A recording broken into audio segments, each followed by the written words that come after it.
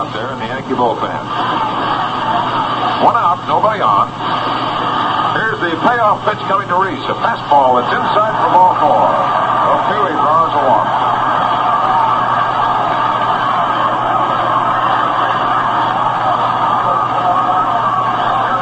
Bailey Reese is on at first. And manager Casey Stengel is pacing in the Yankee dugout. And I would presume, if I may, that the skipper of the Yankees will not waste much time if the Dodgers start to pepper Mr. Cooks. All right, Reese leads off. Skowron holds against him. The outfield to the right. The Snyder, the Duke is in there. The pitch is swung on. Here's a liner out the left field. Center from base hit. Coming in is Howard. He's got it. He holds Reese at second. Throws into McDougal, a cutoff man. And the Dodgers have runners at second and first. And manager Casey Stengel is up on the top step. Looking out. Snyder hitting to the opposite field. Lines the single to the left field. For Elston Howard, who's in left field today for the Yankees. Gets it on the first bounce and pumps it into McDougal, holding Bailey Reese at second. So here's Jackie Robinson in there. He was the big man for the Dodgers yesterday in the 10th inning with a line single off the wall in left field to bring in the only run of the ball game and the one the Dodgers needed. Robinson hitting .286. Johnny Cooks is ready, checks his runners. The pitch to Robinson, a curve that's high and outside, ball one. The score, New York Yankees 2, the Dodgers nothing. But the Brooks are battling to bounce back in the last half of the first inning with 1 away and 2 on. Reese at second, Snyder at first, they lead away. Cooks checks him, the pitch comes to Robinson, a curve for a strike. So Johnny Cooks, K-U-C-K-S, wearing number 53. Andy Carey is guarding that foul line at third. He's playing back about 7 steps back of the bag. The check of the runners, the pitch to Robinson, a curve that just misses outside. 2 balls and 1 strike. Yogi Berra looks around to umpire Dusty Barges.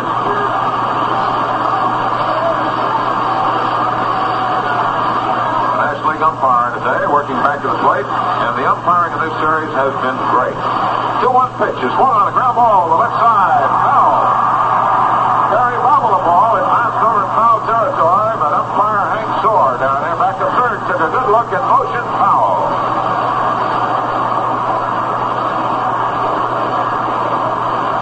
Carey starts breathing again as a bounder hit by Robinson bounced off his glove and could have been disastrous. Reese at second, Snyder on at first. They lead off. Mantle moves a few steps over and left center. The pitch comes to Robinson. A ground ball right back to Cooks. Throws back to second. A mark for one. To throw to third. Double play. Play going from Cooks, the pitcher, to Billy Martin, the second baseman, to Bill Skowron, the first baseman. And it is a double play. And in the first inning for the Dodgers, no runs on 1 hit. There were no errors. And 1 man was left on. And at the end of the first inning, the score, New York Yankees 2 and the Brooklyn Dodgers nothing. It's piggyback Jackie. You got to get Paper Mate's built-ins very full. Old Paper Mate has a new pen There's none to compare. with the Piggyback. refill, You've always excelled. with 2 points. 2 ink supply. If you're student, policeman, or clerk, you can be sure with a Paper Mate. You'll always finish your work. No more aggravation. You won't tear out your hair. See the demonstration of the piggyback spare. Paper Mate's $1.95. It's the most. It's the end. Why, man alive. Buy a Paper Mate. You'll say it's great when you ride through the Paper Mate plan. It's piggyback Jackie. You got to get Paper Mate's built-ins very full. And don't forget, the amazing piggyback refill fits all Paper Mate pens. Elston Howard moves in now to lead off for the Yankees in the top of the second inning. Elston had 5 hits and 26 times at bat in the series last year. Takes a fastball from Don Newcomb for a strike. Howard in the final few weeks of the regular American League season was bothered with a strep throat, and he has not been in any previous games this year. Don Newcomb is ready and winds, and the pitch comes, and it's swung on and missed. So Elston Howard stands in there with a 2-strike count. Elston hit a home run off Don Newcomb last year. The outfield is shaded to the left with Sandy Amherst deep in left field and Duke Snyder out in left center. Jackie Rock backed up at third. Newcomb winds and deals, and it's outside low for a ball. 1 ball, 2 strikes. That key double play coming up for the Yankees in the first inning after the Dodgers had 2 men on and only 1 out. Got Johnny Cooks out of quite a jam. Elston Howard with a real spread stance waits, and now Newcomb delivers to him, and there's ground ball to the left side. Reese over to his right, has it, makes a long throw. Hodges reaches, he's out. Fine play by Gil Hodges, who really reached out there and with those big hands grabbed that ball just ahead of Elston Howard. So there's 1 out, and the play goes short to first, 6-3.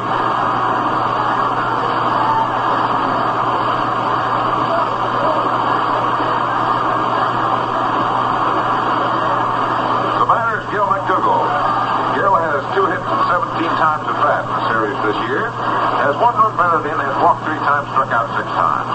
Newcomb winds, pumps and delivers, and swings and misses as McDougal goes for a fastball that feeds inside. Newcomb perhaps has one of the biggest windups that you've ever seen. He swings both arms. Many people have wondered whether the theory of aeronautics didn't actually help him get up off the ground a little. Delivers a soft curve that's over for strike 2.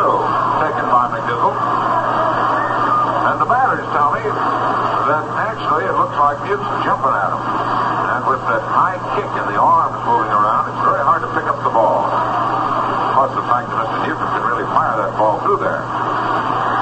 He stands in and he winds, and the 2-strike pitch to McDougal takes high inside for a ball. 1-2. The 2 runs scored by the Yankees in the first inning have quietened the Dodger rooters down just a little. But they realize that this game has a long way to go. The pitch to McDougal, a curve that misses outside for ball 2. 2 balls, 2 strikes.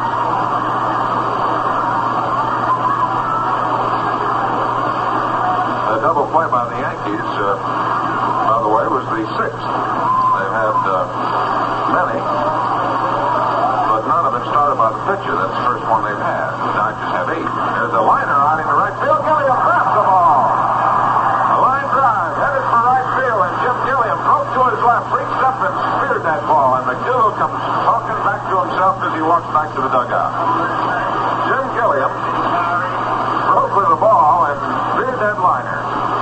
So McDougal misses it a bit for a base hit. 2 out in the second inning for the Yankees, and Andy Carey's in there. Andy, right-hand batter, bends at the waist. Big Don Newcomb winds, pumps a fastball that's too high for ball 1. Carey has 3 hits and 16 times at bat. He's struck out 5 times, and he has a 188 average in the series. Andy Carey, the outfield, just a few steps around the left, and Snyder around in left center. Newcomb's ready, and the 1-ball delivery is swung on and fouled back over the top of the roof, and it's 1-1.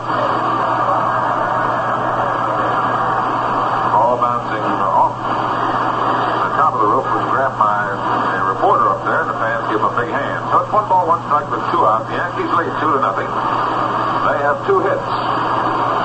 A single by Hank Bauer, a stolen base, and a home run by Yogi Berra after Martin and Mantle had struck out. And then Newcomb just put the capper to the inning, struck out Bill Skowron. So the big guy worked, and the 1-1 pitch to Andy Carey is swung on, popped to the right side in foul territory. Roy Campanella coming back near to the back seat, and he can't quite get to it.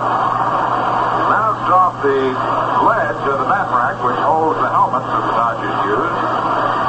And the breeze, which we mentioned earlier, is blowing over towards the foul line, had a great deal to do with carrying that ball right over near the stand. So the count is 1-2. Sky up above, and the big soft white fleecy clouds chasing along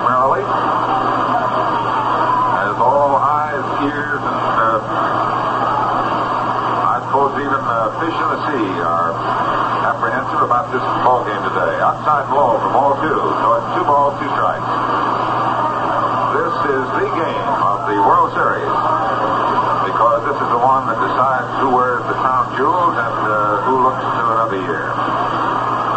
2-2. Carey chokes up on the bat about 2 inches from the end of the handle now, and Newcomb's into his windup. And here's the 2-2 delivery coming, and it's swung on and it's fouled off the foot of Roy Campanella, and he stays alive. 2 balls, 2 strikes. So Roy Campanella gets a new ball from Dusty Rogers. The plate umpire rubs it up and shoots it back out to Big Don Newcomb.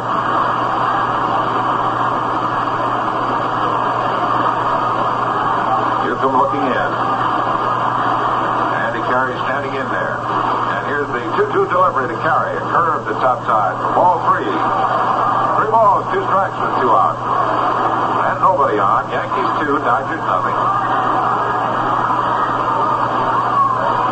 Newcomb trying to pitch very carefully to Andy because Carey has power.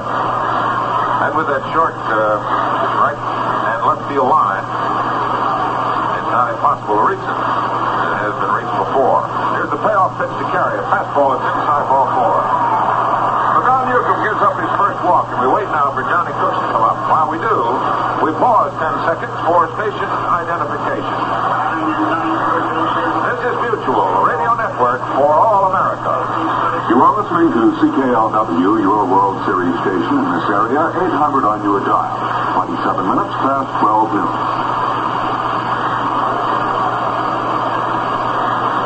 This is Bob Neal with Bob Wolf. And standing in there now is Johnny Cooks. The pitcher for the Yankees for his first time. Choked way up on the bat. Takes outside. Squirts away from Campanella. No advance made by Carey.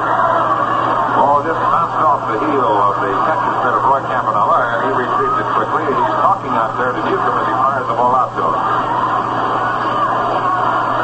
Campanella, who designed his own chest protector with a high strap that comes up over the left shoulder to give him protection there, but still not bother his throwing with his right arm. Don Newcomb takes his stretch, looks over to Carey. The 1-ball pitch comes to Johnny Cooks, a fastball too close. Ball 2. Oh, it's 2-0, and Campy decides to go out and have a chat. And Don Besson gets up to the bullpen for the Dodgers, and he starts to fire. So Campanella and Newcomb visit out there on the mound. And Roger Walt Olson makes the call to the bullpen. And Ed Roebuck joins with Don Besson in firing that ball. The outfield now is pulled around to the right with Duke Snyder shallow in right center. Carl Pillow is shallow in right, and Sandy Amherst is protecting out in left. Cooks really chokes up on that bat about a third of the way. He stands in there with a 2-ball count now with Andy Carey leading away from first. Pulling against the runner is Gil Hodges. We have 2 out. The pitch comes. A fastball through the middle for a strike.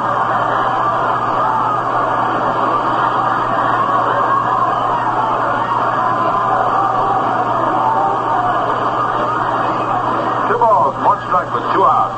Don Newcomb pitching in the top of the second, trying to hold the Yankees. They have already picked up 2 runs. The lead away by the runner, swinging a ground ball, and goes squirting by Newcomb, grabbed by Billy Reese, who steps on second, and the force on Andy Carey. That ball squirted right by Don Newcomb, and fortunately was not hit too hard. Reese had a chance to move over and grab it and step on second. So Johnny Cooks gets into a fourth play. In the second inning, for the Yankees, no runs, no hits, no errors, and they left 1 man on. So Don Newcomb gets out of that jam, and at the end of 1.5 innings of play, the score New York Yankees 2, and the Brooklyn Dodgers nothing. Well, certainly we were talking about Roy Campanella a moment ago and devising his own chest protector. His ability to handle these pitchers has really been something for the Dodgers. You know, you ask Roy a question and you get a quick, positive answer. Listen to his reply to a direct query in a recorded interview. I've tried to others, and I can tell you, this is the only way to get a decent shave. A Gillette razor and a Gillette blade. That's putting it on the line for us, Roy Campanella. A Gillette shave is clean and then some. What's more, it's fast and refreshing. One Gillette Super Speed Razor, the light, regular, or heavy, is made to match your face. You get comfort like you never had before because one of these three has it for you. It has the precise blade edge exposure, angle, and weight to suit your combination of skin and beard. Exactly. Get it, man. Gillette Super Speed Razor, Gillette Blue Blade Dispenser and Travel Case, $1. With it, you get the brand new Best Pocket edition of the Encyclopedia of Baseball, free. If you act fast, that is. Fans are snapping them up.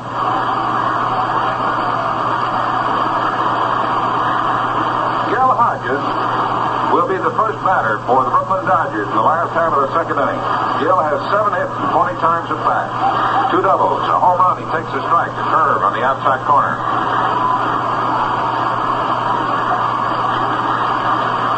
Johnny Cooks, the young boy from Hoboken, who must be realizing a thrill that almost every youngster in America has dreamed of. Starting a World Series game. Strike 2 call. Fastball is popped over the outside corner.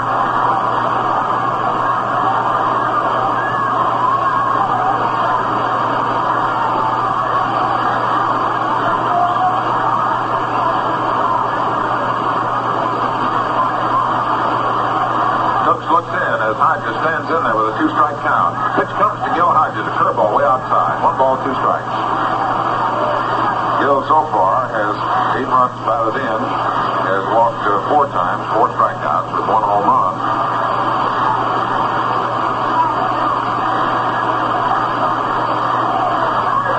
Johnny Cooks is ready, delivers a curve outside. By the way, Hodges has already tied 8 runs batted in record,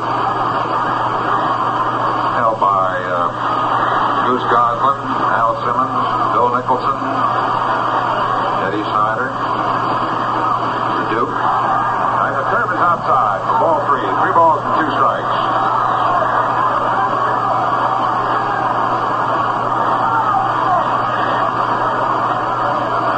So Pee Wee Reese shouts out some encouragement out there to Gil Hodges, who's trying to get on. And Johnny Cooks is ready, and the payoff pitch comes to Hodges, and he swings a ground ball to Andy Carey, big hopper, and Carey fires across to first, and Skowron has it, and he's out. So the play goes from Carey to Skowron, and there's 1 out for the Dodgers in the second inning.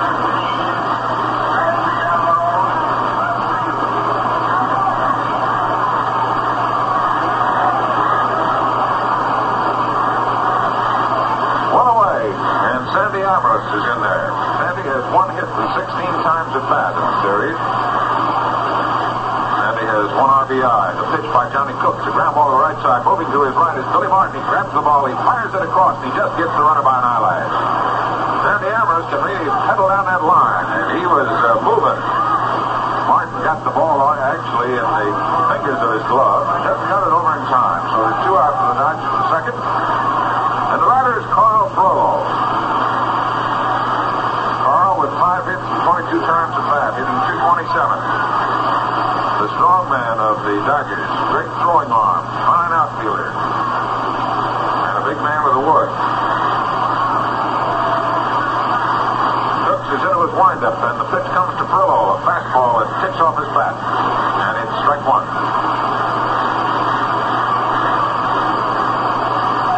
Frillo tried to pull back out of the way.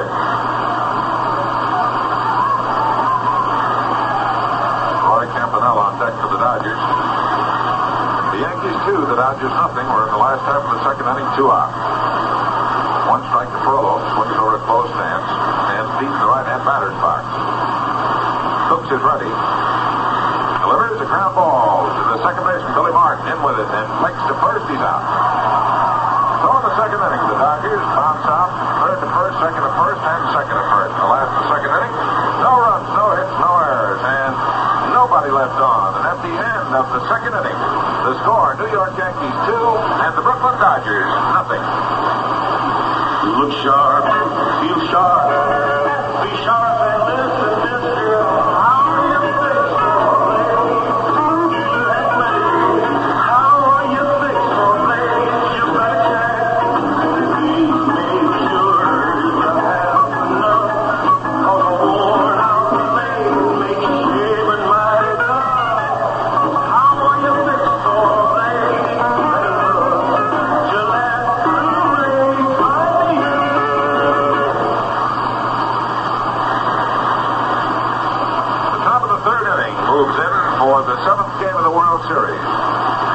Newcomb will go against the top of the order.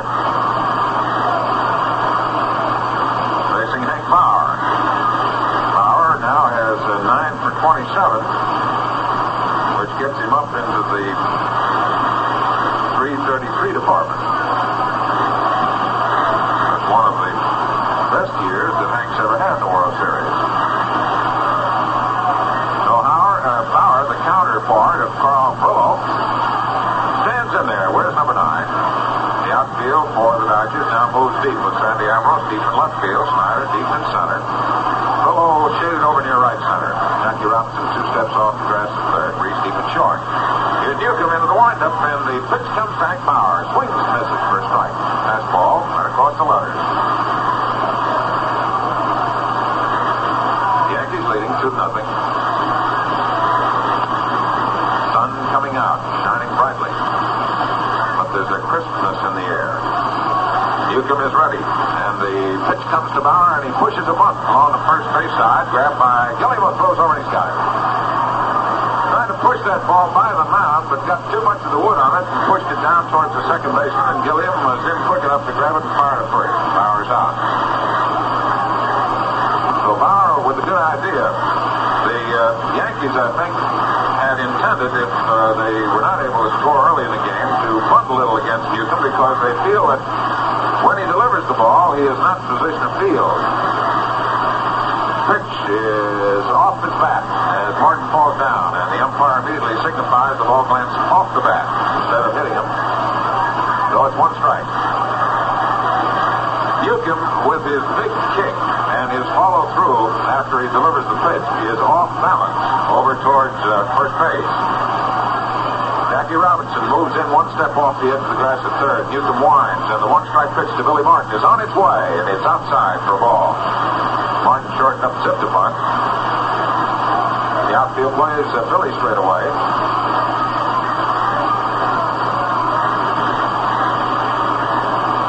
John Newcomb looks to Campanella, reads his sign, and the 1-1 delivery. Swung on a ground ball to the left side. Billy Reese breaks to his left. He can't get it. It's into left center field for a base hit. Billy Martin makes the turn at first, hustles back as Duke Snyder pumps that ball in Reese. So Martin flashes a single into left center field. 7th hit for Billy. Runner on first base for the New York Yankees with only 1 out. And up there now is Mickey Mantle. Mickey struck out in the first inning. Don Newcomb checks Martin, a dangerous runner. The pitch to Mantle. Swings and misses for a strike. Newcomb just reared back and fired that fastball through there, and Mickey went a-fishing. Frankie Cossetti coaching at third, clapping his hands, shouting encouragement into Mickey Mantle. And the bullpen for the Dodgers again becomes alive with Roebuck and Besson working. The outfield pull to the right. Here's the pitch to Mantle. Swings, misses, strike 2.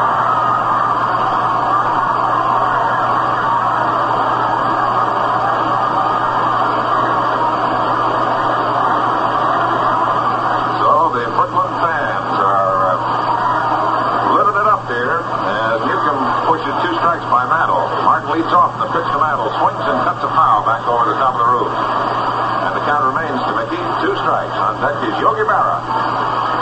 He was the man with the home run in the first inning with Bauer on second and 2 out. They put the Yankees ahead 2-0. New York, 2 runs, 3 hits, no errors. The Dodgers, no runs, 1 hit, no errors. Martin again jumps off to a lead. And the 2-strike pitch to Mantle is high outside, a fastball, 1-2. Don Newcomb put every ounce of his strength back to that ball. Duke Snyder moves over a few more steps in right center field, and he's deep, and Morello's in the shadows of the scoreboard. Here's the 1-2 pitch. Mantle swings, strike 3. So Mickey Mantle, for the second time in today's game, has gone down on strikeouts. And that is the 4th strikeout for Don Newcomb. So Yogi Berra is up now with 2 out in the top of the 3rd, and Billy Martin on at first.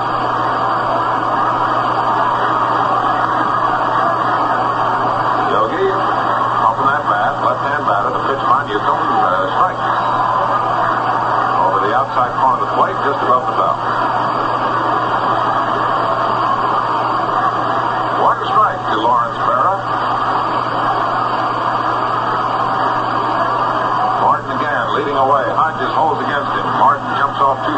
She fakes to go, and the pitch is outside for ball. 1-1.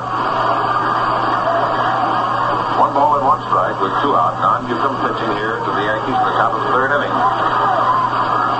And pitching against a very dangerous hitter, which Newcomb has already discovered, much to his dismay.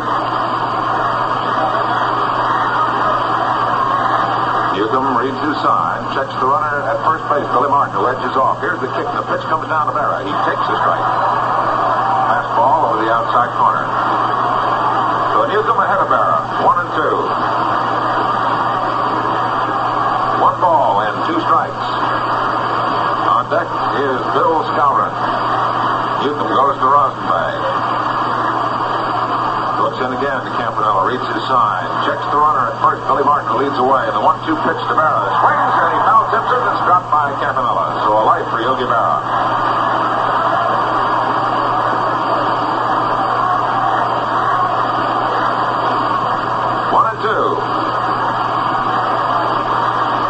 Yogi fouling it off. The mitt of Roy Campanella. Martin again jumps off to a lead. He's 4 steps away from first. Hodges holds against the runner. And the pitch to Berra. Slices this one downstairs. Down to the box seats. Berra just reaching out, trying to protect that plate. Newcomb trying to find that outside corner and almost got it. So it's 1-2 now with Yogi Berra standing in there. The Yankees hanging on to a 2-0 lead. Newcomb trying to pitch his heart out. Trying to do something that he's never been able to do before. Win a World Series game. The look to Martin, who leads off. And the pitch comes to Yogi Berra. Swings his drive in the right center field. And ball is going deep, deep, deep. And it is going to go for a home run.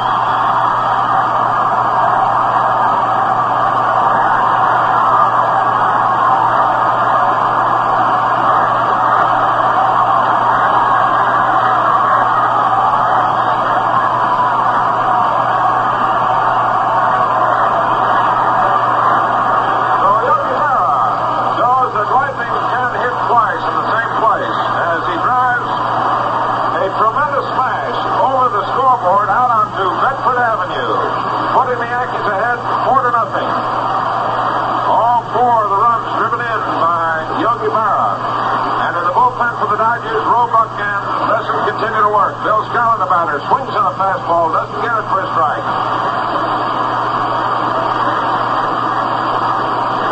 So Yogi, who hit a grand slam home run off Don Newcomb in the 2nd game of the World Series, comes back to stroke a home run on the 1st and a home run on the 3rd. Both with 1 on and both with 2 out. Pitch to Skowron, a fly ball hit into shallow center field, and the wind will hold it up for Jim Gilliam, the second baseman, to back up and grab it. So in the 3rd inning for the Yankees, they come up with 2 runs on 2 hits. There were no errors and nobody left on base. And at the end of 2.5 innings of play, the score, Yankees 4 and the Dodgers nothing. Well, while we're waiting for the Yankees to take the field, I'd like to put in a word for those instant lather shaving creams you hear so much about these days. Did you know that right now more men use instant lathers than any other type of shaving cream? Yes, sir, and the lineup of instant lathers is as long as your arm. So it makes us real proud that the fastest growing one of all is Foamy, Gillette Foamy. Now, like all bomb-type creams, Foamy is easy to use, fast and wonderfully convenient. You press the nozzle and there's your lather, rich, ready to use. Unlike the others, however, Gillette Foamy has a special ingredient, K34, which destroys harmful bacteria on your face. Now, that's something extra for your money. A handy pressurized container of Foamy costs 79 cents. It should last you about 3 months. So look for, ask for Gillette Foamy Instant Lather Shaving Cream. I'm pretty sure you'll like it.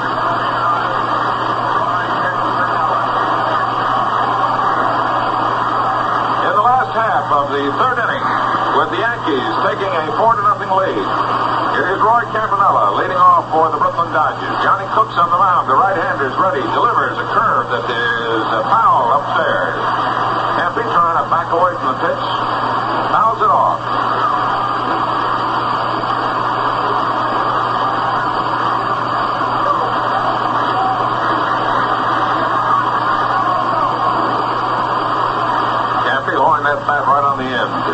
Cooks is ready, and there's a curveball, a ground ball to the right side. Billy Martin takes it on the short hop and pumps it over to first base and out at first. So Campanella bounces out. Billy Martin to Bill Skowron, second to first. There's one out for the Dodgers in the last of third. And Big Don Newcomb is going to come up and bat for himself.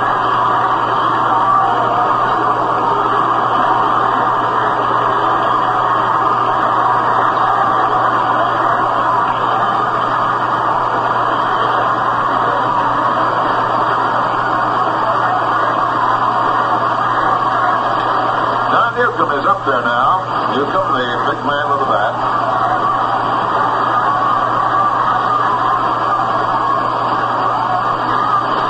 Here's the windup and the pitch to Newcomb, a fastball for a strike. You know, the second home run by Yogi Berra gives him 10 runs batted in. Pitch to Newcomb inside. 1 ball and 1 strike. It's the most runs batted in series history. The last great record was set by Lou Gehrig in the 4-game series of 28 when he drove in 9. That information, by the way, is in the encyclopedia. The windup of the pitch by Johnny Cooks to Newcomb is a little dribbler out in front of the plate, and Cooks has it. Takes it over to Skowron, he's out. So Newcomb goes out. Johnny Cooks, the pitcher, to Bill Skowron, the first baseman. And there's 2 out for the Dodgers in the last of third. And the top of the order now coming up.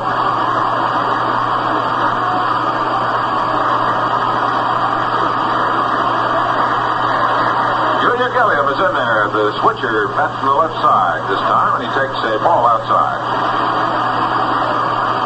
Gilliam with 2 hits and 21 times at bat. Johnny Cooks, who's given up only 1 hit, is ready, works, and deals a fastball in the outside corner for strike. 1-1.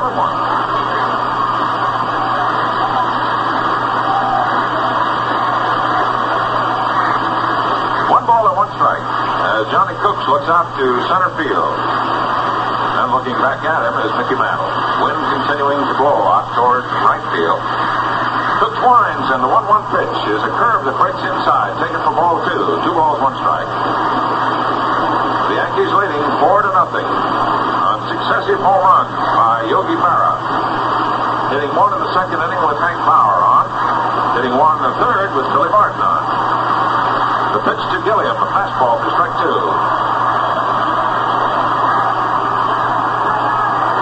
Oh, it's 2 balls and 2 strikes now to Jim Gilliam.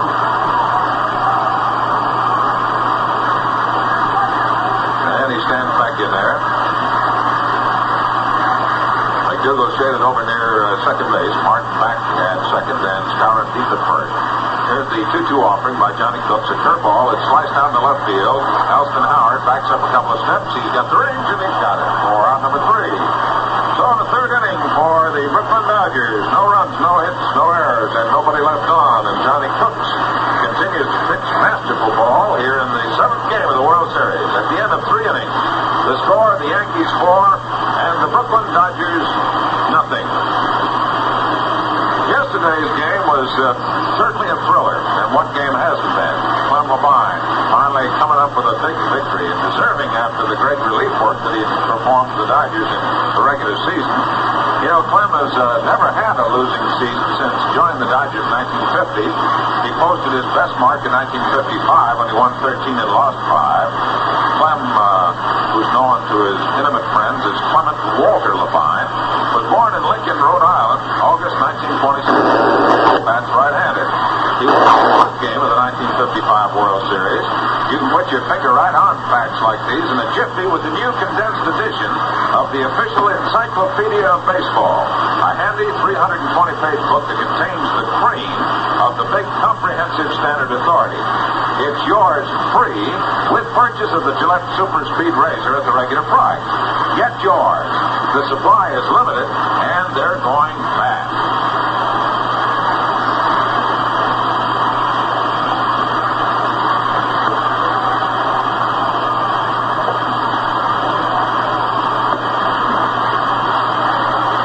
Elston Howard will be the first man up up for the Yankees in the top of the fourth inning. He bounced out short to first his last time up.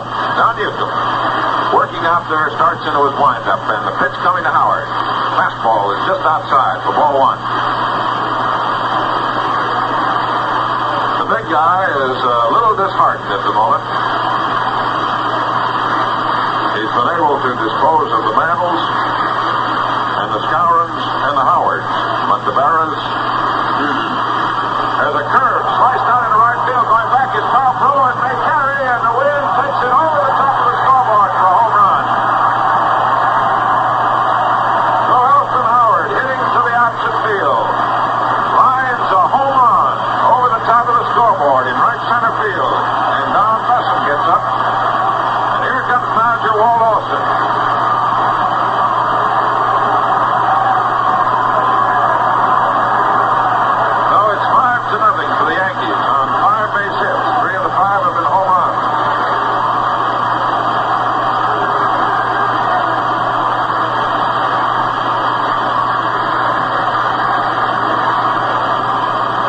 Encyclopedia Baseball shows that Howard's home run breaks the World Series record of 10 by one club, the Yankees, back in 1952. So the Yankees, going with that big long ball, have pushed up a big 5-0 lead. But remember, in the second game, the Yankees were leading 6-0, and the Dodgers came bouncing right back. The Dodgers are a fighting ball club. They strapped all the way during the regular season of the National League. And they're playing in their home park, which is always tough. So that apparently is going to be all for Don Newcomb. Big Nuke worked 3 innings. He is charged with 5 runs from 5 hits.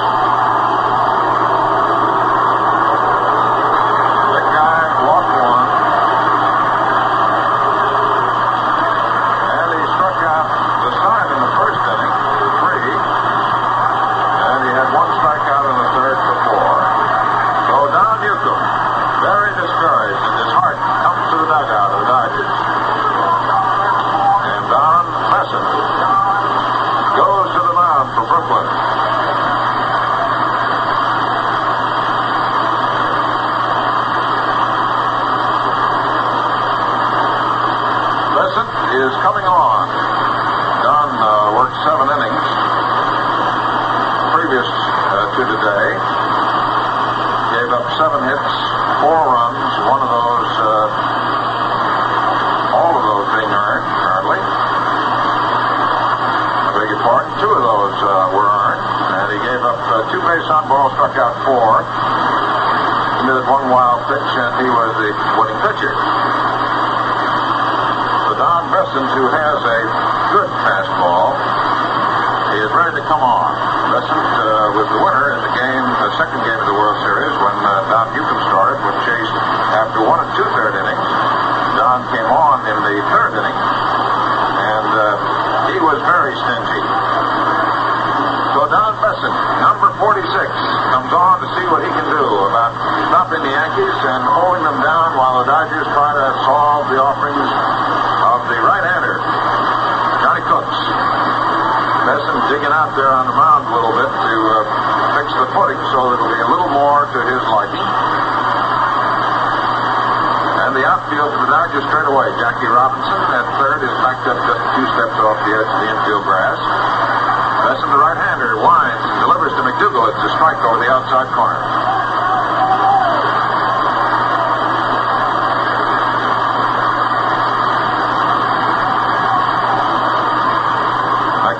Line to Jim Gilliam his last time up. Right-hand batter holds that bat right on the end. The Yankees 5, the Dodgers nothing. Top of the 4th. Pitch.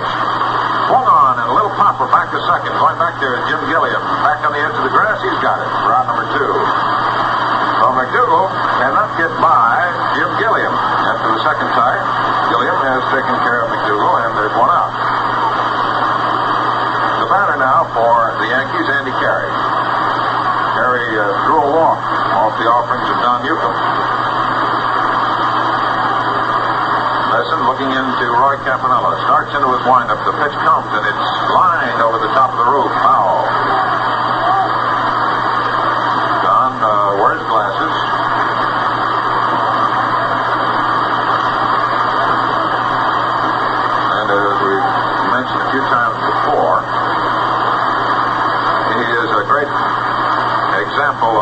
individual courage. There's a swing and a foul at the plate. Don has had to go through some rather serious medical treatment and surgical treatment, and through his own perseverance and desire to continue in baseball. Spent a year sleeping on the floor, had to take corrective exercises, but he was determined to come back and has made it. Carey stands in there, bent at the waist, looking out. 2 strikes, 1 out, nobody on. Don Besson is into his windup, and the pitch comes to Andy Carey. Swings on the ground ball left side. Pee Wee Reese to his left. Ball squirts off his glove, and Carey streaks into first, and he's in. It is an error. Charge to the little colonel, Pee Wee Reese.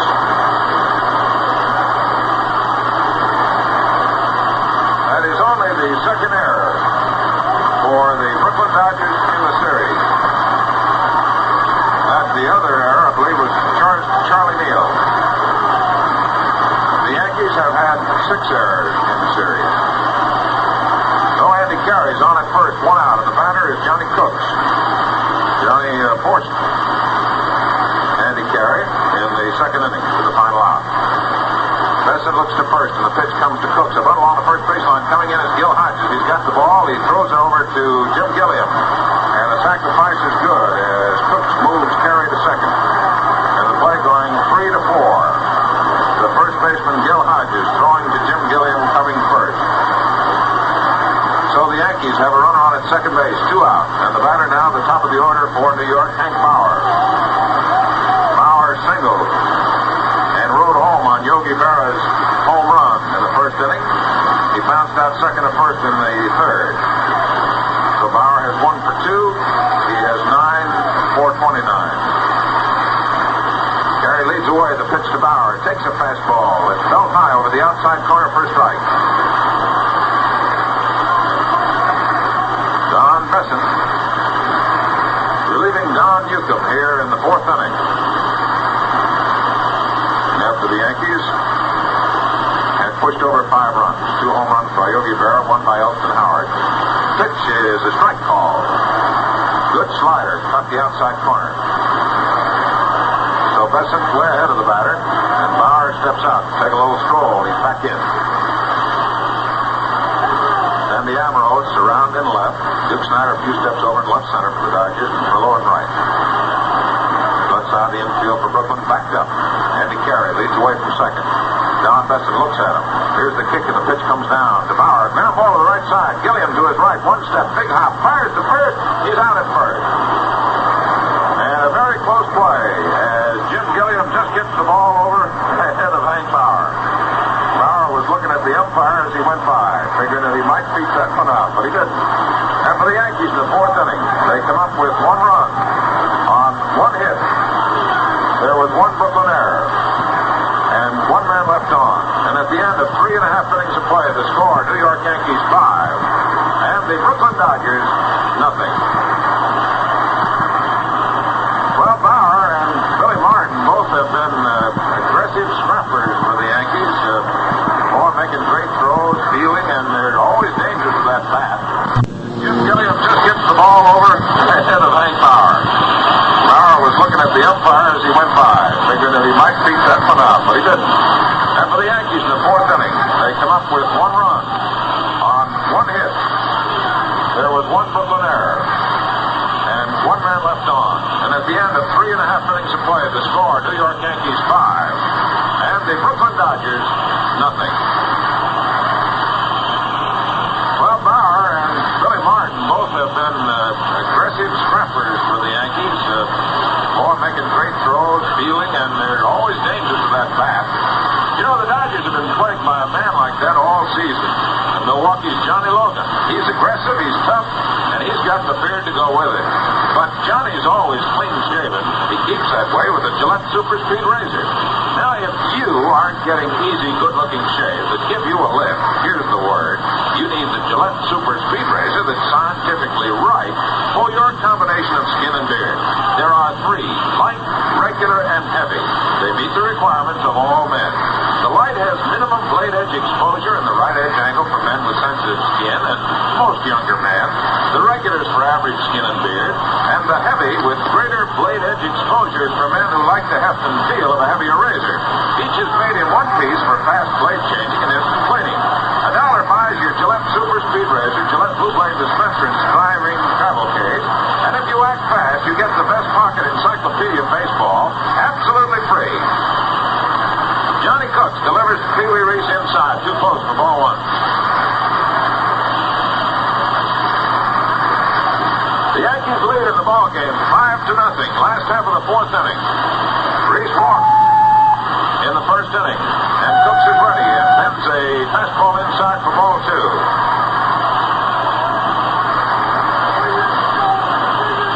Reese looks down to Billy Herman, coaching at third. He's back in. Duke Snider on deck for the Dodgers. Here's the windup and the pitch on the way. A fastball inside for ball three. So the first three deliveries by Johnny Cooks to Pee Wee Reese are inside. Pee Wee again takes a look down to Billy Herman, coaching at third.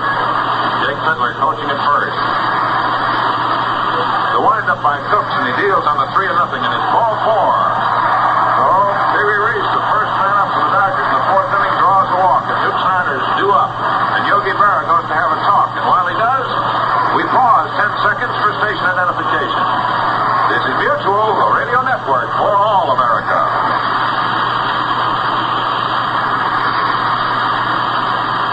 This is CKLW, your World Series station in this area. 800 on your dot. This is Bob Neal with Bob Wolf in Ebbets Field, the seventh game of the World Series. Duke Snider stands in there. Reese leads away. The pitch comes to Snider. A ground ball to the right side. Taken by Skowron. Throws to second for one. No chance for a relay. So Reese is forced at second on the play, going from Bill Skowron to Gil McDougall. Snider topped that ball, and for a moment it looked like it might turn out to be what they used to refer to as a Baltimore chop. Skowron had to take it on the short hop and got it over to McDougall just in time. So the fourth play goes from 3 to 6. Snider with a life at first base. One out in the last of the fourth inning. Yankees 5, Dodgers nothing. Jackie Robinson, the batter. Get into a double play in the first inning when he hit a tap right back to Johnny Cooks. The outfield full to the left. Johnny Cooks looks to first. The pitch to Robinson. He tries to run. He pops it up in the air. Racing aboard is Johnny Cooks who grabs it. Cooks and Berra and Carey all converging. And it was Cooks who made the leap, looking like a basketball player, going up to the layup shot. And he grabbed the ball for the out. So Robinson trying to bunt. Pops out and fouls out to Johnny Cooks. Again, Tom Sturdivant out there in the bullpen goes to work for the Yankees.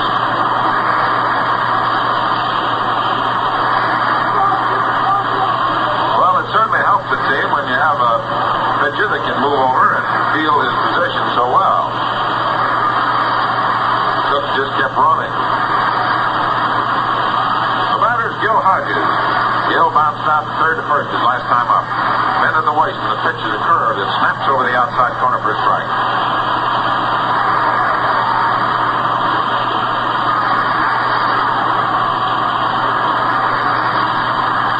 Last half of the fourth inning. The Dodgers have one hit, a single by Duke Snider in the first inning. Johnny Cooks has walked two. He walked Reese both times. He's ready in a swing and a foul off the facing of the railing in front of the box seat. The gentleman out there trying to get it. Can't quite get to it. Jake Fiddler retrieves it.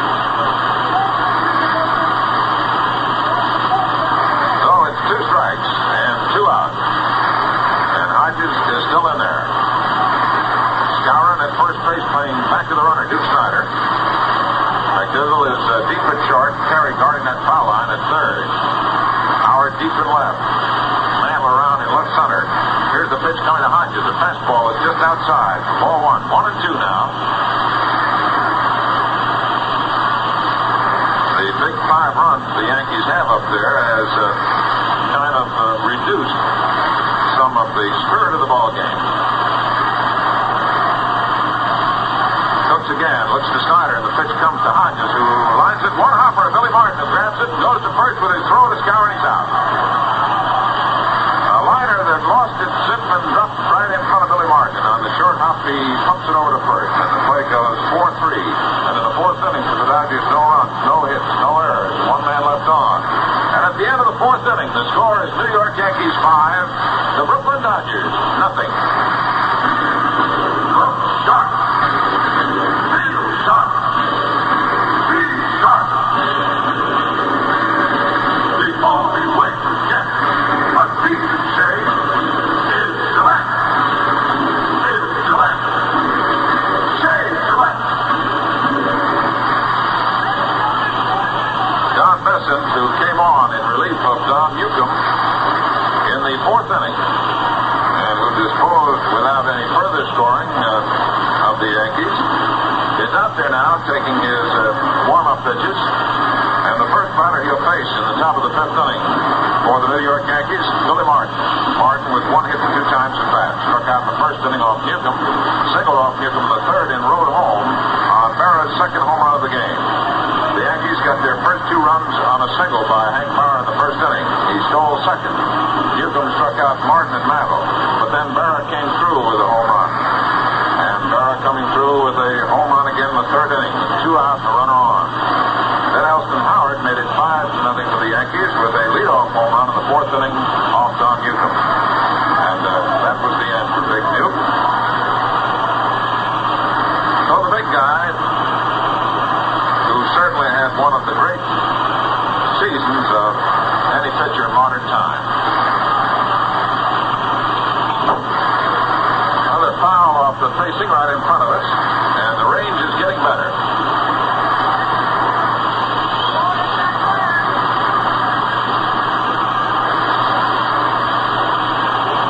So it's 1 strike. The boys are getting the range. We better fire and pull back, man. The pitch comes to Martin. It's low for a ball. 1-1. Fastball is a little too low. 1 ball and 1 strike. The Yankees leading in the ball game 5-0. We're in the top of the fifth inning. Don Besson working.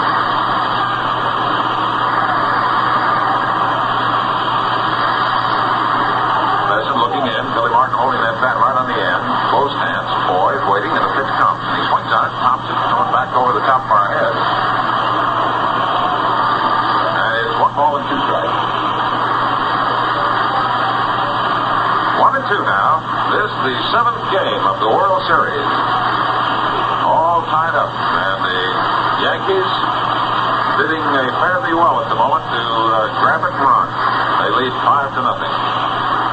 Here's the pitch, another down below it. Boy, they're ricocheting all around us now. So the count is still 1 ball and 2 strikes. I think somebody better come up with a catcher's mask for me. So the count remains 1-2. Billy Martin sending a few souvenirs back this way. Outfield straight away for the Dodgers, and the infield is backed up on the left side. Martin steps out, and umpire Dusty Rogers calls time. Contact for New York, Mickey Mantle, who has struck out twice. This will be his first appearance against Don Besson. Besson's ready. The 1-2 pitch, ground ball left side. Jackie Robinson has it and fires it across to Hodges, who has it, and he's out. So Billy Martin grounds out Jackie Robinson to Gil Hodges, and the play goes 5-3.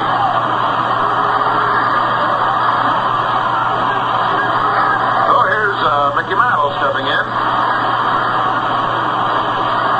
Mickey had no success against Don Newcomb, although Yogi Berra, who bats in the next spot, had fantastic success with 2 home runs, 2 times at bat. Pitch by Besson to Mantle is caught on and fouled back on the screen.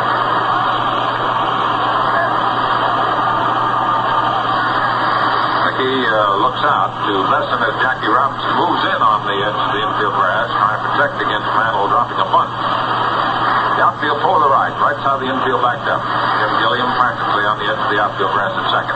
1 strike pitch. Fastball inside, too close. Mantle backs away. 1-1.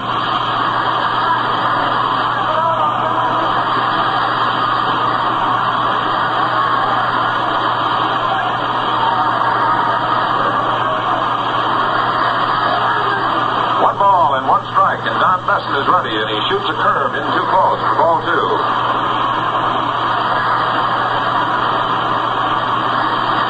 Mickey Mantle standing there quietly. Mantle goes as far back in the batter's box as he can, and that left foot right back on the rear restraining line.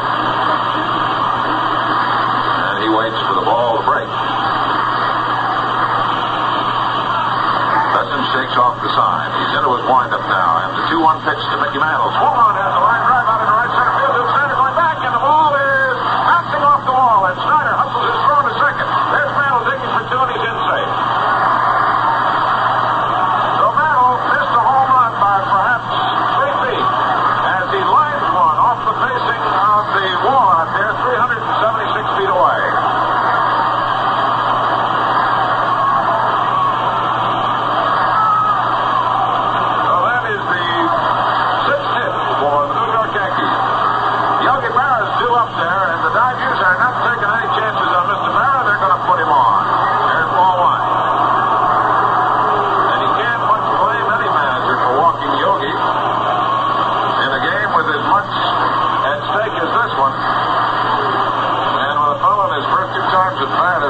Put the ball out of the park.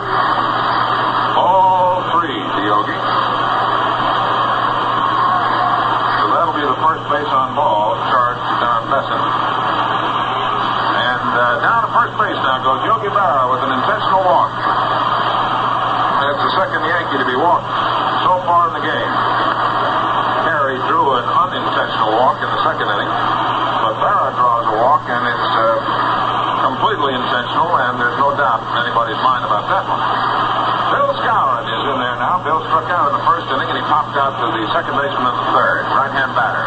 Mantle on at second. Bear at first. 1 out. Top of the 5th. The pitch comes. Swung on. A fly ball popped out into short right center field. Jim Gilliam backpedaling just a few steps off to his left. He's got it. There's 2 out as Skowron pops up to Jim Gilliam in short right center field. So Elston Howard, who sliced a home run in the 4th inning off Don Newcomb,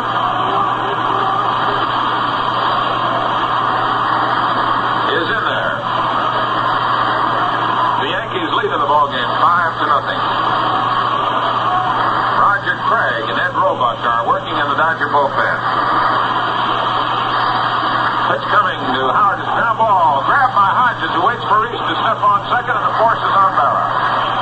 And the play goes 3-6. And in the 5th inning for the Yankees, they have no runs. They had 1 hit. There were no errors, and there were 2 men left on base. And so at the end of 4.5 innings of play, the score is New York Yankees 5 and the Brooklyn Dodgers 0. Gil Hodges, man, made a great grab of that ball. He's known as the hand. He's got tremendously big hands, but he can also swing that bat, hitting about 350 in the series, has 8 RBIs. You know, in the last 15 years, 4 Dodgers have won the National League batting title. You can see who they were by turning to the all-time league leaders section in the best pocket edition of the Encyclopedia of Baseball. Now, this handy book digests the big standard authority that sells for $5.95, and it's free with purchase of the Gillette Super Speed Razor at the regular price. This valuable book contains the Major League roster, records of over 600 players and managers, all-star game results, Hall of Fame, game-by-game summary of every World Series with winning pitchers, attendance, home run hitters, diagrams of big league parks, plus a load of other information to make you a hot stove league expert. Now, the supply is dwindling. You better get yours before it's too late. Just ask for the Gillette Super Speed Razor with Gillette Blue Blade dispenser and travel case at the regular price $1. The book is attached, and it's free. Last of the 5th inning, and to carry you on, a young man I've enjoyed very much working with, Bob Wolf. Thank you, Bob Neal. Sandy Emerald steps in now to face Johnny Coates. The right-hander delivers, and the first pitch is wide and low, and the count ball 1 to Emerald. But the Brooklyn Dodgers certainly having been backed against the wall here as we come into the last half of the last game. Here's the next pitch, and it's over the outside corner for a called strike, and the count is 1-1 to Amoros with Perillo and Campanella to follow. Johnny Cooks with his first big league start in the World Series competition. All right-hander. Here it comes, and there's a foul off to the left. 2 strikes, ball 1. Johnny had a fine season pitching for the New York Yankees. Turns his back to the mound. So far this afternoon, the outfielders haven't been too busy. As a matter of fact, only 1 outfield put out for New York. There's one sliced out to left, and Elston Howard is waiting, and he has it. Ambrose is out, so that means there have been 2 outfield putouts registered by the New York Yankees, and Howard has them both. So far this afternoon, Brooklyn has had no outfield putouts, but their outfielders have spent some time during the course of the first half of the game looking at balls sailing up over the fence. Carl Furillo is grounded out. He steps in for the second time to face Johnny Cooks. And they're playing Carl now slightly toward right. Here comes the pitch, and it drives him back from the plate for ball 1. It was high and inside. The wind appears to be coming from the left field corner toward the right field line, sweeping across the field. There's a ground ball, which is taken by Andy Carey going to his left. Fine play for the first, and Furillo is out.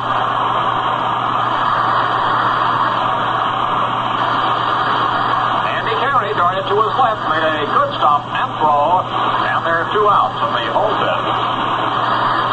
Roy Campanella is coming up.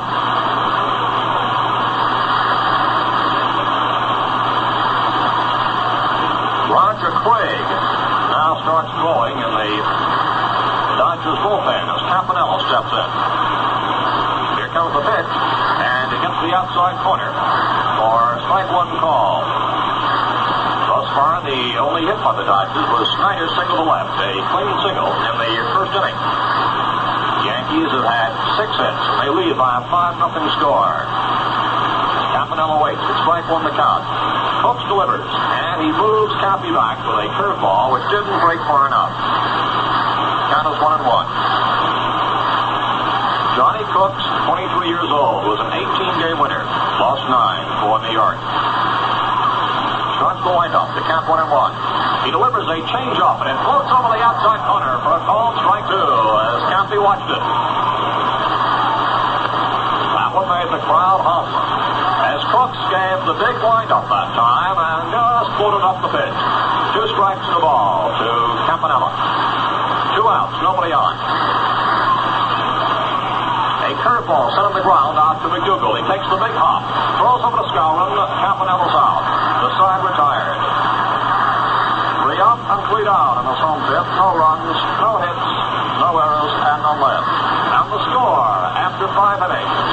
The Yanks 5 and the Dodgers nothing. Here's a message we've been asked to give you in the public interest. 9 out of every 10 forest fires are caused by human carelessness. Last year, this reckless vandalism blanketed an area half as large as the New England states.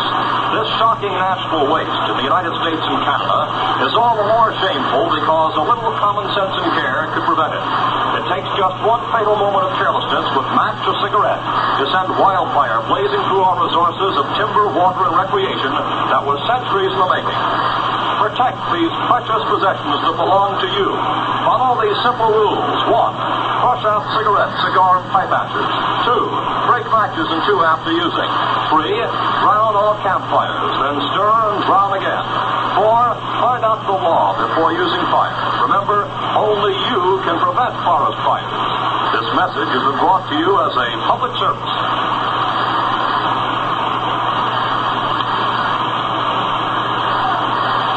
In the 6th inning, Gil McDougal, Andy Carey, Johnny Cooks.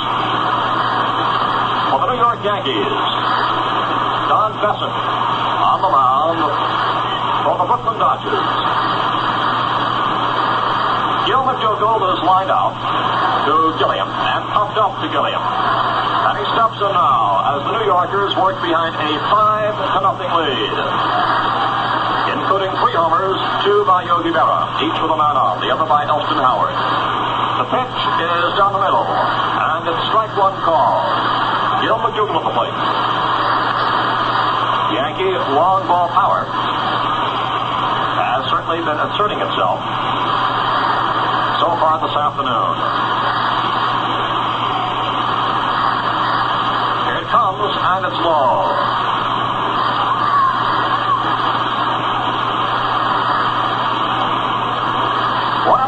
To Gil McDougall, who's the only regular on both teams not to have scored a run so far in the series.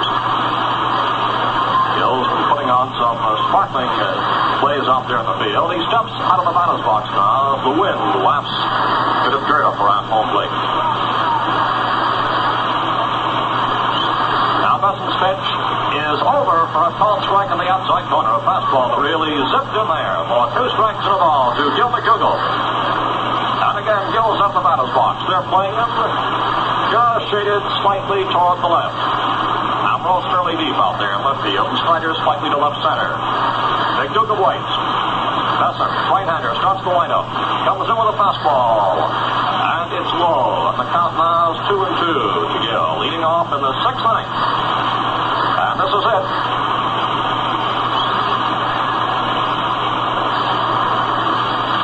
Craig, who was warming up earlier, has gone back to sit down. And Bassett goes back to the mound and picks up the rosin bag. 2-2 to McDougall. Now the sign from Campanella. Right-hander shakes it off with his glove. Now gets the one he wants. Starts the windup. Delivers.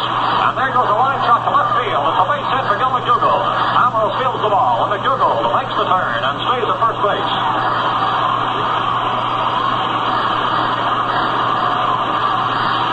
Hit here in the 6th, and Andy Carey, who's been on a walk and also got on an error by the shortstop, Huey Reese, now steps in with McDougall on first and nobody out. It's New York 5, Brooklyn nothing. Carey batting 8th. There's a throw over to first base by Besson, and McDougall is back in plenty of time.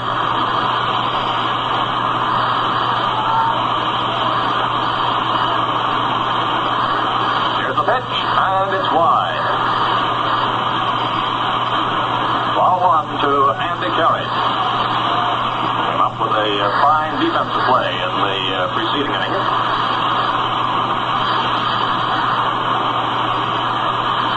Besson on the mound. Don Newcomb started the ball game. Yielded all of the runs so far. They throw to first base, and McDougall gets back. All of the New York runs came on homers. 2 by Yogi Berra, each with a man on, and 1 by Elston Howard. Here's the pitch, and there's a foul off to the right, going up over the roof. 1-1 to Carey, who steps out as Campanella rubs up a new ball. After the Elston Howard homer to lead off the 4th inning, Newcomb was replaced by Don Besson, who since has yielded 2 hits, a 2-bag of the mantle, and this leadoff single in the 6th inning to Gil McDougall. Now Carey waits, a stretch in the pause by Besson, and a throw to first base. McDougall back to the bag. Gil wasn't too far off base. Carey stands deep in the batter's box, again in and waiting. Comes, and there's a slow grounder just by the pitcher to Reese, who takes her on the grass, throws low to first, and scooped up by Hodges for the out. Fine play by Gil Hodges, scooping up that low throw. That was a slow one, was just one to the left of the mound, and Reese had to come in on the infield grass, hurry his throw, a good play by the shortstop to get Andy Carey. McDougall moved to second on the putout.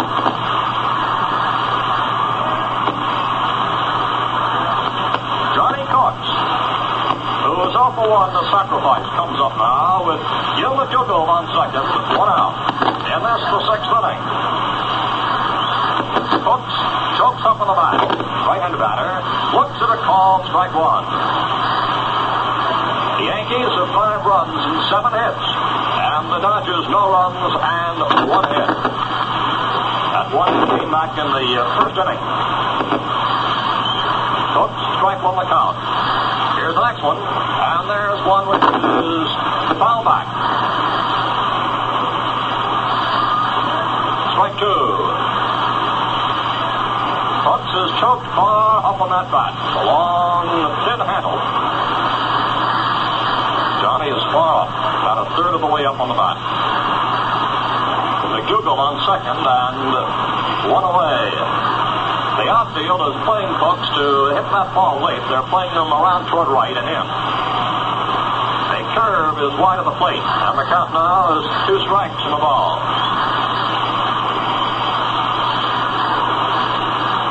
Besson pounds that ball to his glove. Now looks in to get the sign. Campanella. McDougal leading off second. Stretch the pause, and here comes the pitch. A swing and a miss, and Cooks goes out on a strikeout.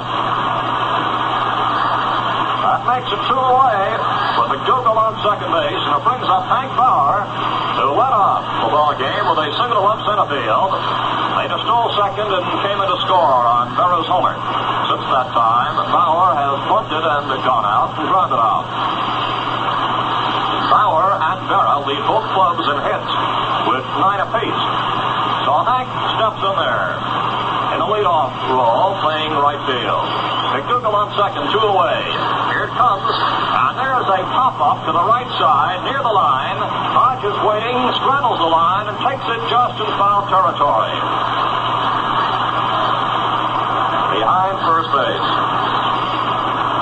So, in the top of the 6th inning, no runs, a hit, no errors, and 1 left. And the score, after the middle of the 6th, New York Yankees 5, the Brooklyn Dodgers nothing. Well, we certainly got a big kick seeing Casey Stengel's excitement as he patted his home run sluggers when they came back to the dugout. You know, Casey is like a father to all his boys, and they're all out for him. They take it to heart when he tells them to act like champions and look like champions. Neat, clean shave. Casey sets a good example. He shaves with a Gillette Super Speed razor and recommends they do the same. Now, if you haven't caught up on those 3 Gillette Super Speed razors, the light, regular, and heavy, it's high time you did. One has the right blade edge exposure, angle, and weight to match your skin and beard. Quick shaves, good-looking shaves, man, real refreshing shaves are positively guaranteed. $1 is all it costs you to see. That's the regular price of a Gillette Super Speed razor in its useful travel case with a dispenser of super keen Gillette blue blades. And that's not all. Today, that handy 320-page encyclopedia of baseball comes attached, and it's free.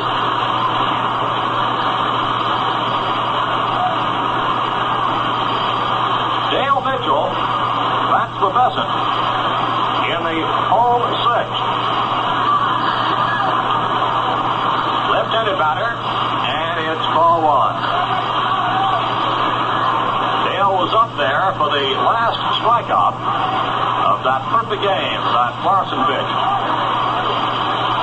Here it comes, and it's over for a strike call.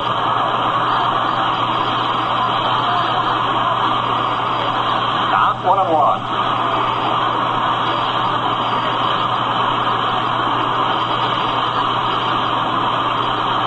Johnny Cooks delivers and delivers low.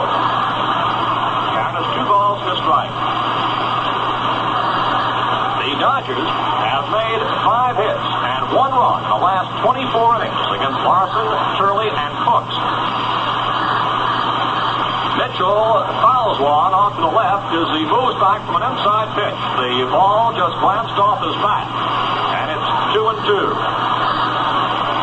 Roger Craig warming up in the bullpen for Brooklyn. As the Dodgers trail in the ballgame by a 5-0 score, and this is the home 6th underway.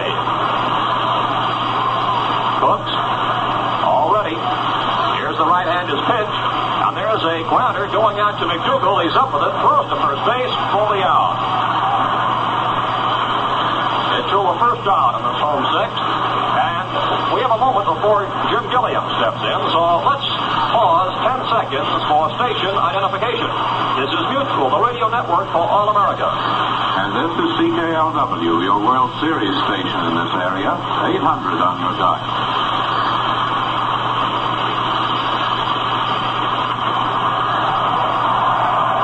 Gilliam swings to the first pitch and a low liner to Billy Martin for the out. Gilliam lining to Martin, a low liner right to the second baseman. And there are two away as Pee Wee Reese, who has drawn 2 walks, comes up with nobody aboard. Cooks, a low ball pitcher, has been getting these Brooklyn Dodgers to hit that ball into the ground, or these low liners.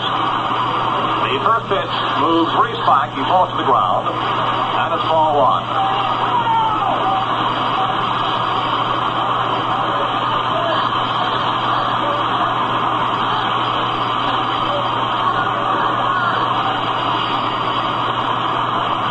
To Pee Wee Reese, 2 away. Cook starts the windup. Here comes the next pitch. And it's high, and the count now is ball 2. So far, the Brooklyn Dodgers have had 1 hit. That was Snyder's single in the first. And thus far, the only Yankee outfielder to register any putouts is Elston Howard with 2. A strike is called as Reese takes letter high. And it's now 2 balls and strike 1 in this home 6 to Pee Wee Reese. With 2 away. Mitchell on a ground out and Gilliam on a line out. Cooks delivers, and there is a foul going off to the right. Out of play, and the count now to Reese is 2-2.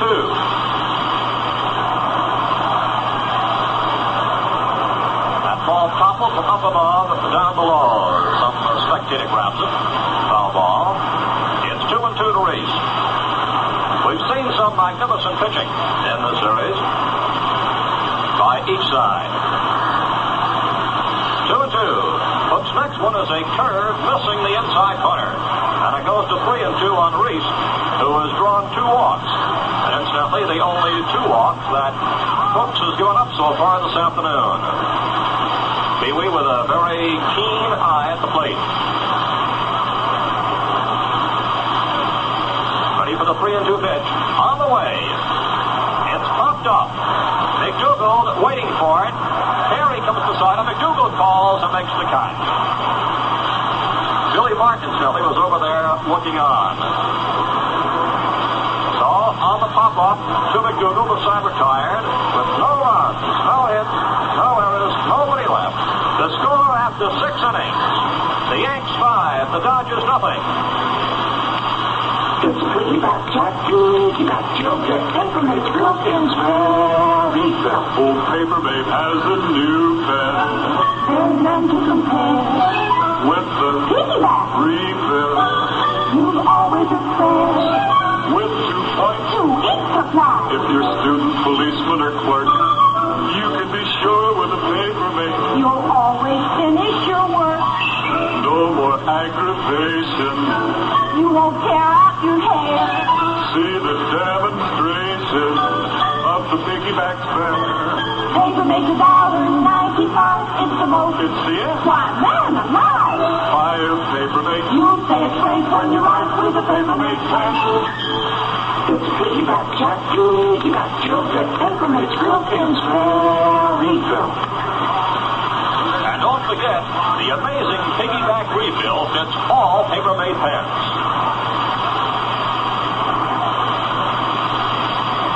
Roger Craig now takes over on the mound.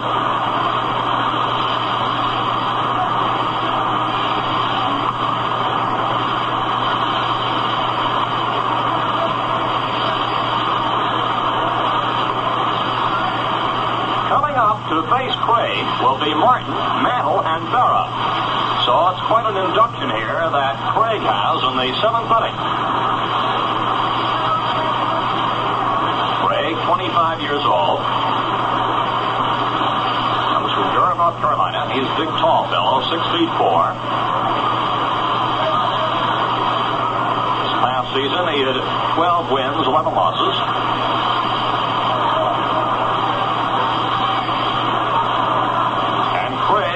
set to work now as Martin, who is 1 for 3, steps in the 7th. Inning gets underway. Craig was the starter in the 3rd game against Whitey Ford. And in the series, he is no wins and 1 loss. So Martin up there at the plate waiting. And the first pitch comes in low for a ball. Ball 1 to Billy Martin. Martin struck out. He singled to center. He's grounded out. Score 5-0. The Yankees are leading. Craig's pitch is low. Ball 2, the count to Martin. Martin is a fellow who can really roam around that infield. And he likes to make sure. We've seen him operate now from his second base position and come over onto the third base side on those pop-ups. The ball's up in the air. Billy wants to be near it. Real hustler. Here's the pitch. He cuts and misses. It's ball 2 and strike 1. And now in the Brooks bullpen, Carl Erskine starts warming up. Martin up there, and the outfield is slightly around toward left. 2 balls and a strike. There's a line drive, and Maurice's shot going out to left center field for a hit. Snyder moves over to field the ball, and Martin, after making the turn, stays at first base with his second hit. Billy Martin with a leadoff single here in the top of the 7th. And Mickey Mantle to double off the center field wall. His last time up, after striking out twice prior to that, steps up here for his 4th at bat. Martin is on first base. Nobody out on the top of the 7th. Score Yanks 5, Brooklyn 0. The Yankees have 8 hits to the Dodgers 1. Craig with a stretch in the pause. And the pitch to Mantle is wide of the plate for ball 1. On deck is a fellow who's really been swinging a bat in this game, Yogi Berra. And little inspection of the baseball by Dusty Vargas at the plate. He decides another one should be put in play. So Campanella is giving it a little rubbing before sending it out to Craig. It's Manuka, Bessett, and Craig. So far in this game, the deciding game for the World Championship. Now we're ready. The pitch is a curve which breaks over at the knees, and it's now a 1-1 count to Mantle as he took it for a called strike. Robot has joined Erskine, warming up for the Brooks. Robinson has moved in on the infield grass. Martin on first, 1-1 the count. Mantle takes high, and the count now is 2 balls and strike 1. When you deal with that 1-2 punch of Mantle and Berra successions, pitcher really has his work cut out for him.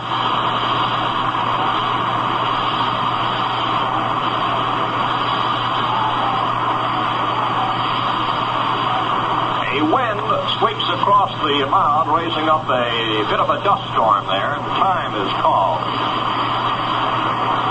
Mantle stepped out, now he's back in. Looks out toward the mound. It's 2 balls and a strike. Here's the pitch, and a curve drops low and inside, and the count now is 3 balls and strike 1 to Mantle.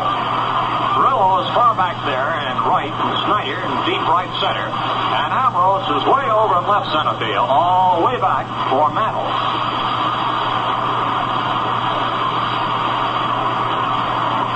Mantle and Berra each have had 3 homers in this series. 3 balls and a strike.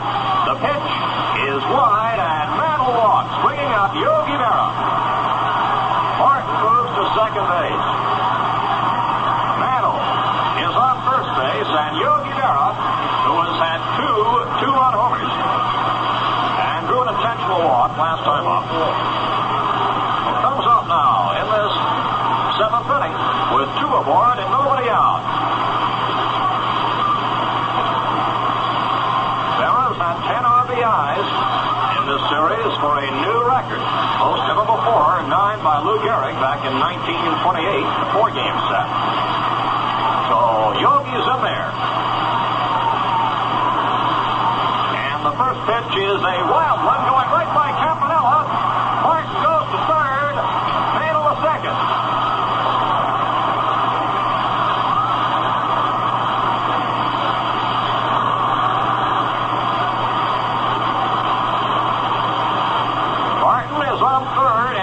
on second.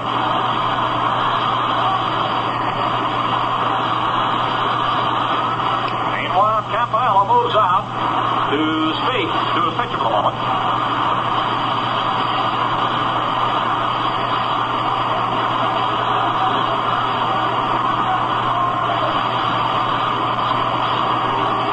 And they're going to put Vera on.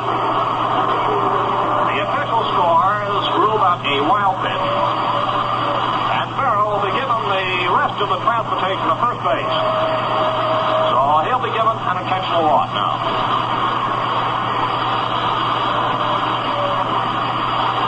Yogi moves to first base with 2 intentional walks and 2 two-run homers this afternoon. And this blows the sacks. Martin is at third, Mantle at second, Vera on first, and the batter, Bill Skowron.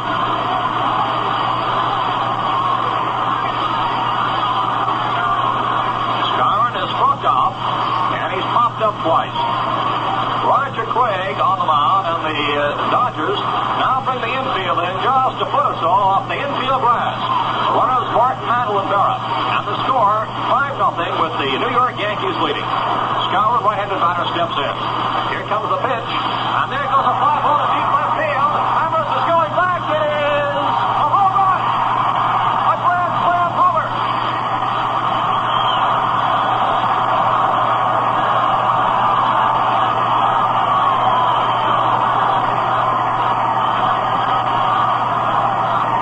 Look at that smile on Skowron's face as he's greeted by the teammates at the plate. Getting handshakes going in. The Yankee bench come out to greet him. Bill Skowron with a grand slam homer. Martin, Mantle, Vera all scored as Skowron put one in the seats in the lower deck and left. That brings up Elston Howard. The score 9-0 New York. Pitch is a strike call to Elston Howard. That's the Yankees' second grand slam homer of this series. Yogi Berra on the other. He's swinging a miss. For strike 2.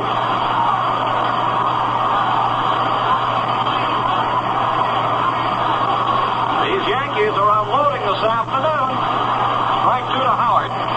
Here comes the pitch, and it's called. 2 strikes and a ball.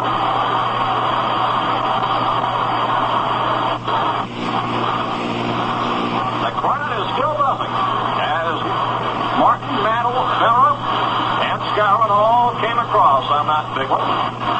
Yankees have 9 runs and the Dodgers none. And it's 9 hits in New York and 1 for Brooklyn. Elston Howard up there, and there's nobody out. This is the top of the 7th. There goes a fly ball to deep right center field. Morello is going far back. It's high off the fence there, bouncing over to Snyder, and into second base goes Elston Howard standing up. Elston Howard bounced one off the fence, which is from the ground up to the screen. The screen then goes up to the remaining distance of 40 feet, and that one was to the west of the scoreboard as we look out. A tremendous high fly ball which knocks off the 2 bases. Walt Austin goes out to the mound, and that will be all for Roger Craig.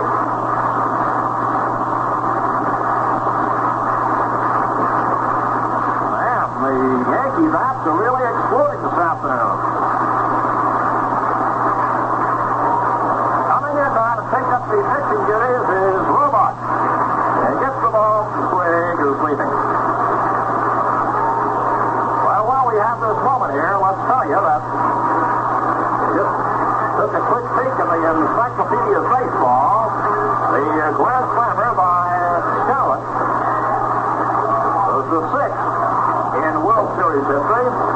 Others, Vera, Mantle, McDougal, Lazari, Elmer Smith, and now Skowron's in the book, too.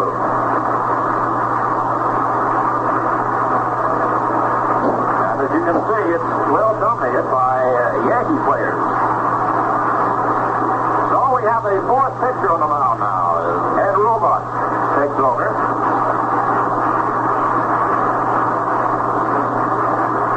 Coming in here into the Nobody out.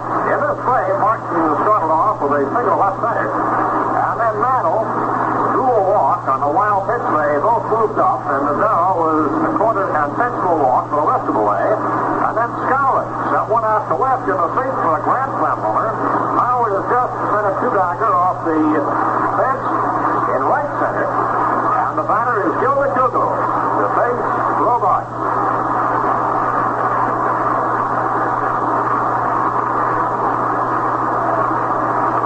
Nobody out. McDougall has 1 for 3. Here's the pitch, is swing and a miss.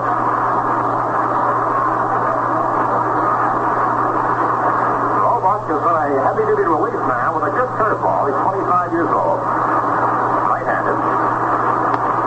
Used to play for Wolf Alston back at Elmira, 1951. He's been in a lot of action. 5 wins, 4 losses this past season. McDougall steps out for the moment. Been a very happy afternoon so far for New York fans, and a very sad one to this point for Brooklyn Dodgers fans. The Yankees have 4 home runs today. Record is 5 by one team in the game. By the Yankees, Billy. Here's the pitch, and McDougall starts to go for one outside, checks his swing, and the count now is 1-1.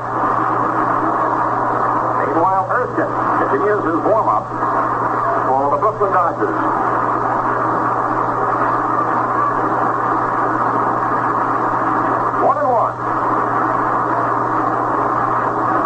McDougall waits, and he fouls one. 2 strikes to the ball. Gill moved down with the bat that time. Looked like he was trying to dump one down. He leaned over in the outside corner and slid it off his bat for 2 strikes to the ball. Here's a boy who's mighty good at laying him down.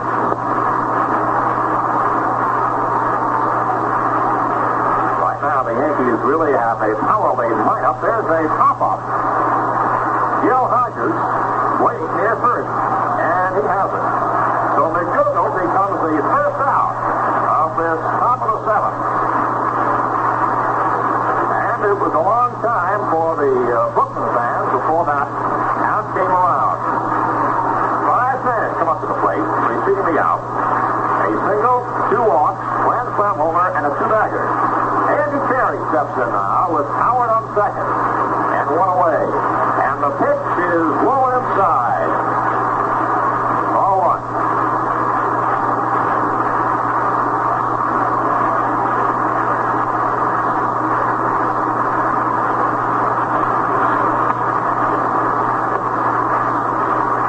That's in the pause.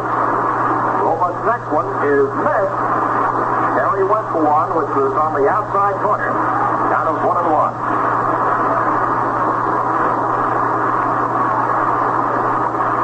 Outfield slightly around court left. And at short, Reese is pulled over in the hole so that Elston Howard has a pretty good chance to roam on second base. He moves further off the bag now. Here it comes inside for a ball. On the count now is ball 2 and strike 1. A check of the Encyclopedia of Baseball reveals this is the first time there have been 2 grand slammers in one World Series.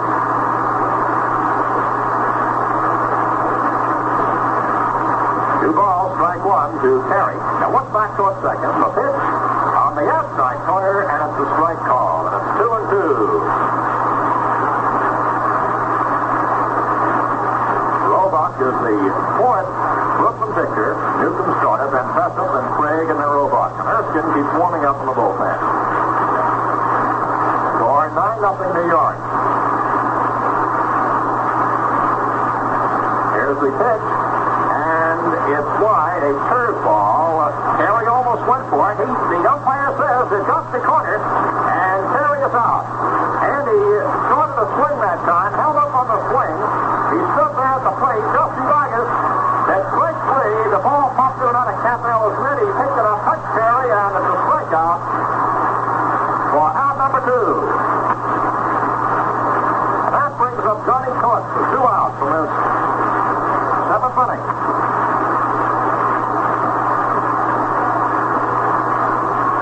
Here it comes, and he's played a miss.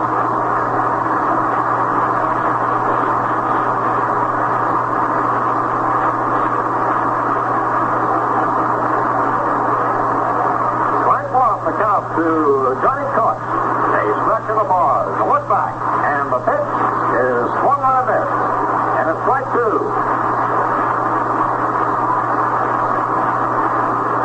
Cook steps out.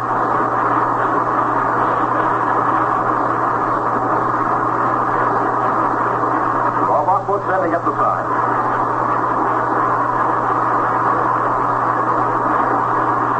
Now delivers. And he's low. Well, we'll be writing stories about Casey Stengel's managerial strategy. This afternoon, he inserted those 2 new men. Bill Scour in the lineup. What did he do? A grand slam homer.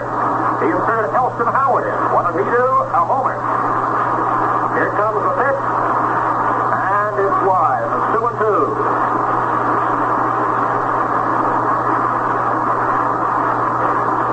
So those insertions and the changes for the Yankees have certainly paid off handsomely so far today in this ball game, with New York leading 9-0.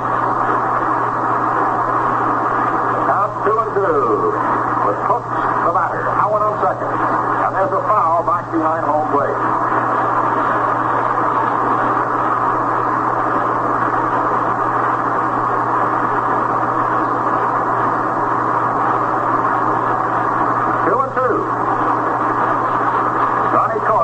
Working behind a big lead so far this afternoon.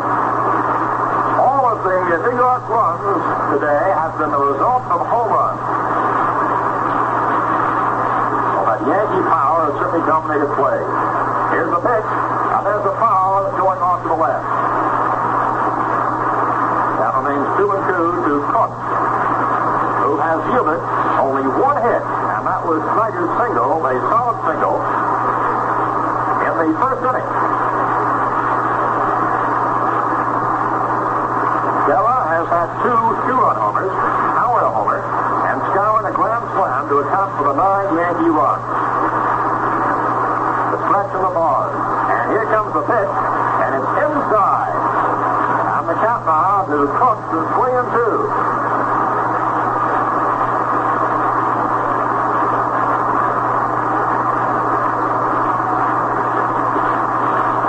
On the mound. Now it's ready. The stretch of the bars. And the pitch fouled off to the right, up from the second deck.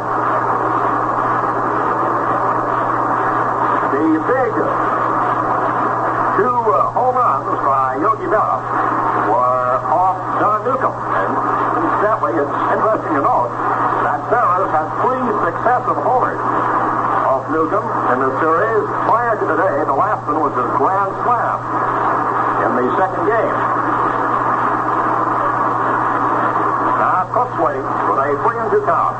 Here it comes. And there's a ground ball going out to Pee Wee Reese. He scoops it up here second, throws to first, and Cooks is out.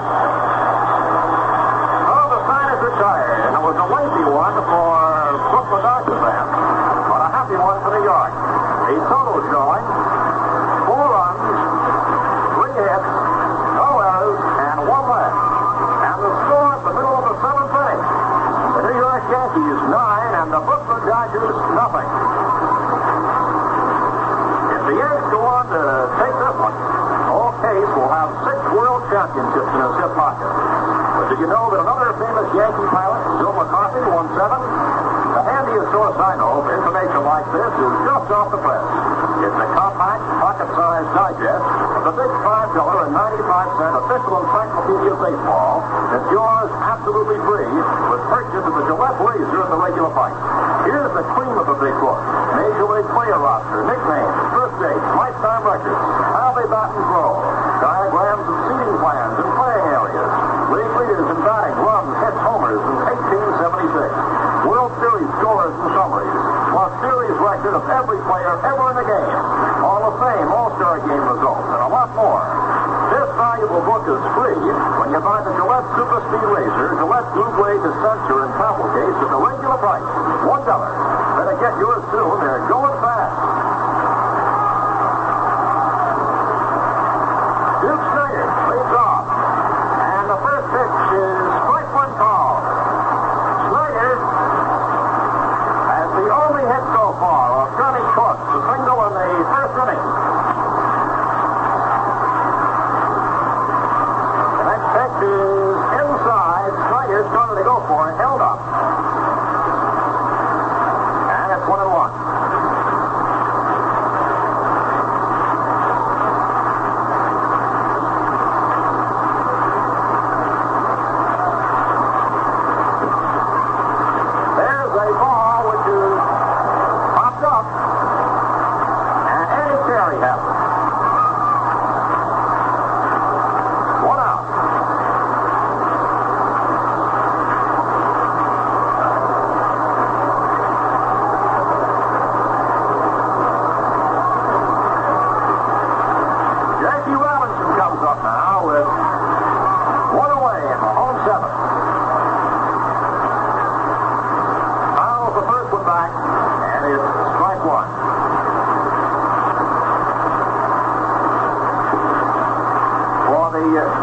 Yankees, Ford and Grimm are warming him out there in the bullpen outside the left field line.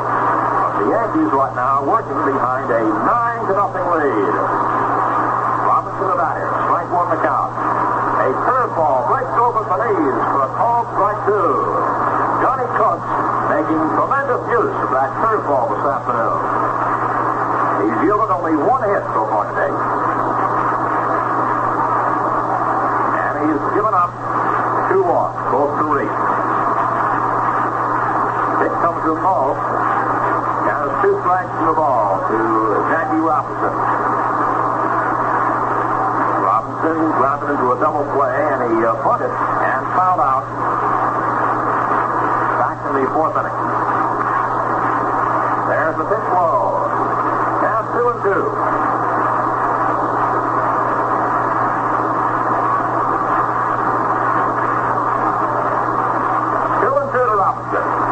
Robinson's foul out was to Johnny Cook, who came across the third base line for a good catch. There's a long foul going up on the upper deck outside the left field line. Remains 2-2 to Robinson.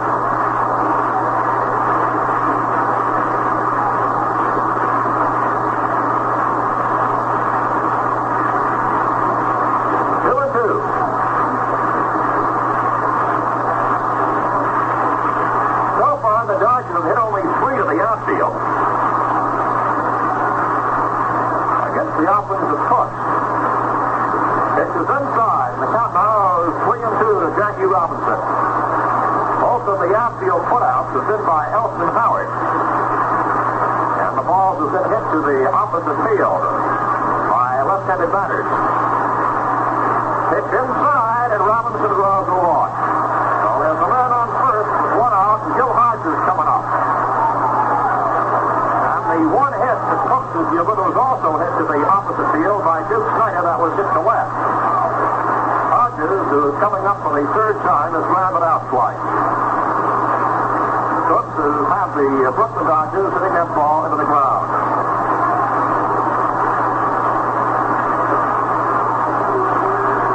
Meanwhile, the Yankees keep their bullpen busy just in case. There's a strike call as Hodges takes a good curveball, which is Cook's big weapon out there today. Robinson has drawn the 3rd walk on Cook.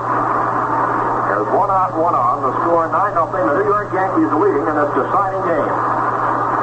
There's a foul going back and off to the left. And it's now strike 2 to Gil Hodges. This is a home 7th. All game dominated so far this afternoon by Yankee power and superb pitching by their young right-hander, who is the youngest pitcher on the staff.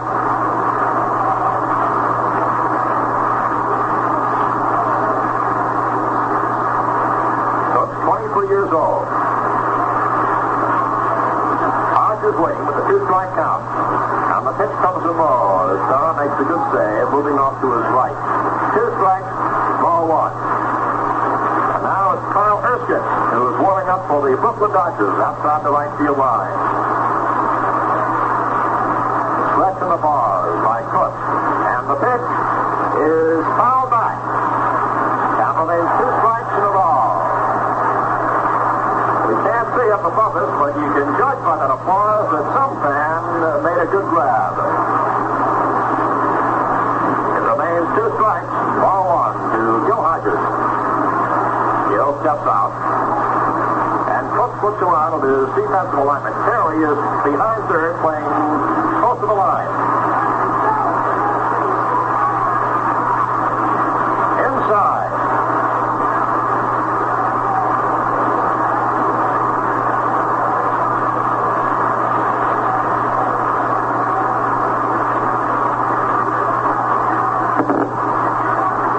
Count 2-2. There's a line shot taken by the Juco. He throws to first. Double play. Robinson hands off the bag, trying to get back in a close play from the Juco to Skowron.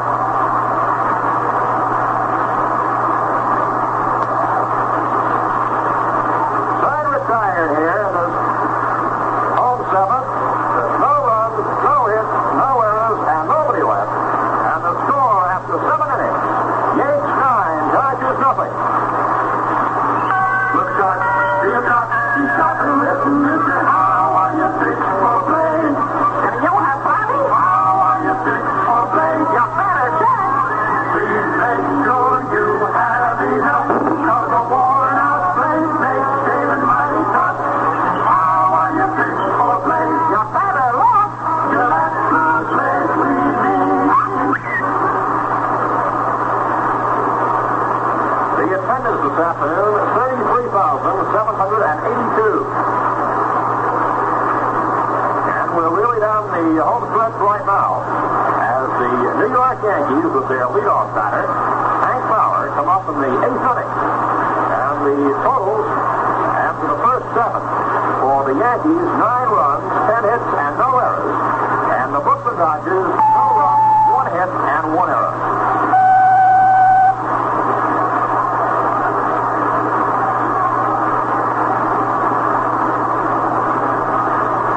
Hank Bauer has 1 for 4. He singled his first time up. First pitch is low for a ball.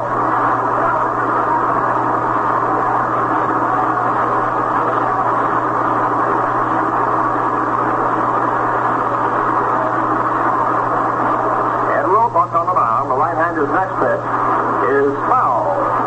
And it founded off the foot of Dusty Vargas. He says he's all right.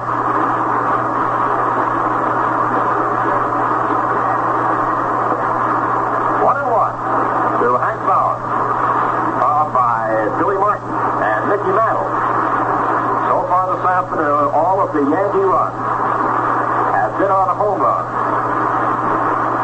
2 by Berra, each with a man on, 1 by Howard, and a grand slammer by Phil Skowron. There's a ball fouled off to the right, going up in the second inning. And it's 2 strikes, ball 1 to Bauer.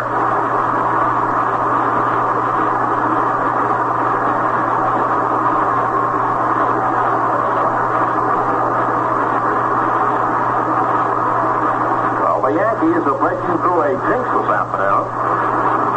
In the past 2 seasons of World Series competition, they have not been able to win here at Ebbets Field. There goes a high fly ball to straightaway center field. Snyder is waiting and has it. Bauer is out. Before Martin steps in, let's take this moment to pause 10 seconds for station identification. This is Mutual Radio Network for All America. Your World Series station in this area is CKLW AM and FM 800 on your dial. It's now 2 minutes past 2.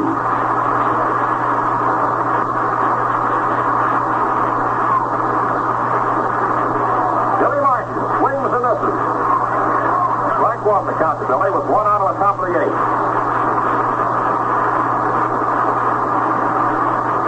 He followed by Mantle.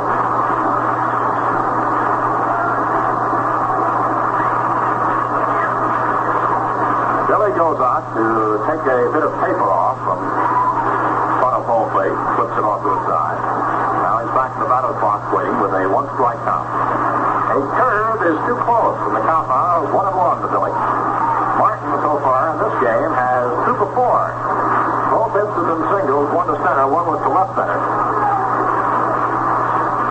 Robot starts the windup, delivers, and Martin cuts but misses for strike 2. 2 strikes and a ball. Dodger fans have not had anything really to cheer about this afternoon, as the Yankees have cast their spell over Brooklyn this afternoon by the tune of a 9-0 score. A curve is missed by Martin as he goes down swinging. And they're 2 away in the top of the 8th. Mantle steps in. Mickey struck out first 2 times up, double to center, and walked his last time at the plate.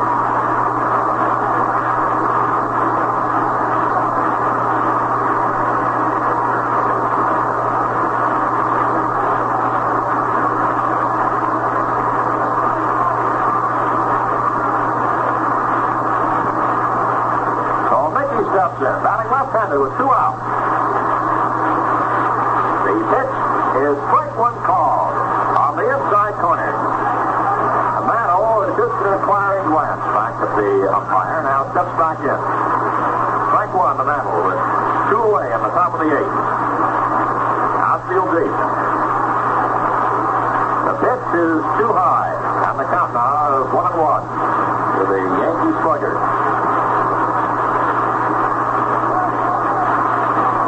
Yanks in this series have set a new series record for home runs. 12 altogether. 1-1 the count. And the pitch comes in wide. 2 balls and a strike. For the New York Yankees, Mantle's had 3 homers, Serra 3, Martin 2, Bauer 1, Slaughter 1, and Howard and Skowron 1 apiece. Homers by 1 team in a series. Here it comes, and a strike is called, and the count now is 2-2 to Mantle. 2 out, nobody aboard. They're not using the Mantle chip. Just Gilliam and Hodges on the right side. Reese is over closer to second on the left side, and Robinson is quite away from the line. 2-2 the count. Robot starts the windup, and the right-hander delivers. Inside, a fastball for 3-2.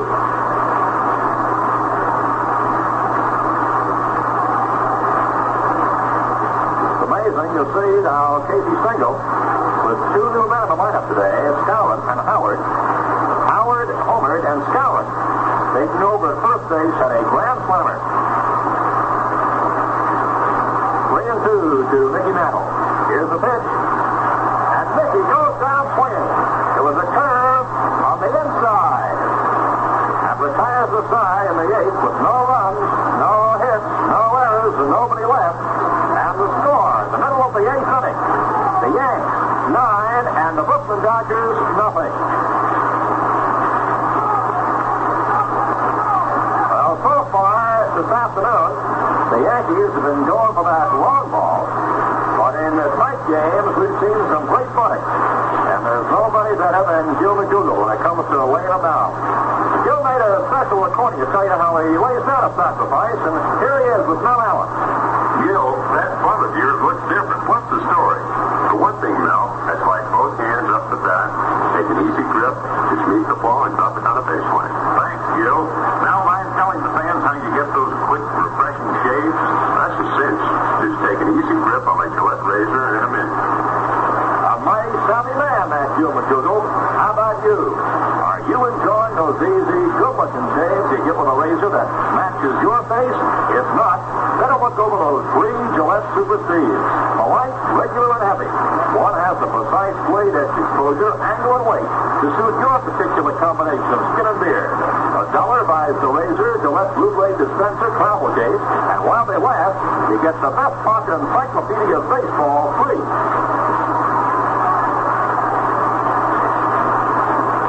The bottom of the 8th, and Sandy Ambrose leads off. Here's a pitch, and it's strike one call. Johnny Cook gave up a single with a man on first and one out in the first. That's all. There's a ground ball going to the first baseman Scowen. He's over to the bag, and Ambrose is out. Ambrose has gone out 3 times on a ground out, a fly ball, and another ground out.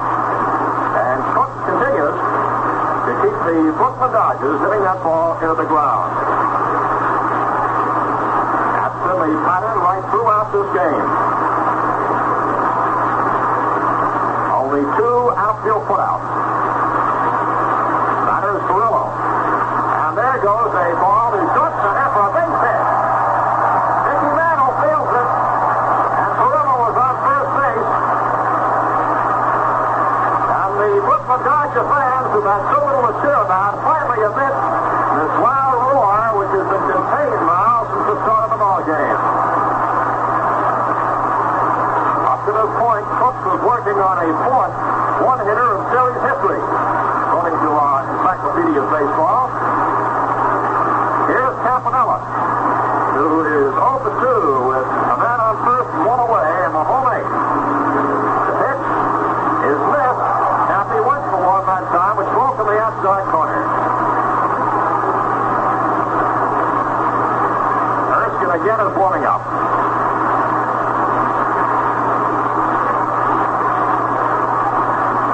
There's a pop-up. Terry is drifting back, waiting for it, feeling his eyes in the sun, and he makes the catch. Went back, then he came in to take it.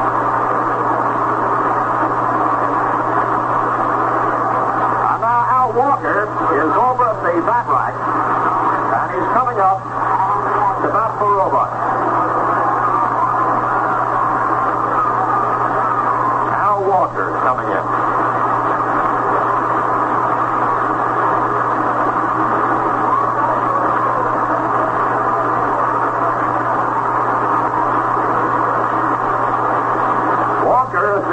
In the series as a pinch hitter into a double play. Left-handed batter. Here comes the pitch, and there's a ground ball to Billy Martin. He's up with it, throws to Scowen, and Walker is out to retire the side. So on the home 8, no runs, 1 hit, which was the Brooks second. No errors and 1 left, and the score after 8 innings. Yanks 9, Brooklyn nothing.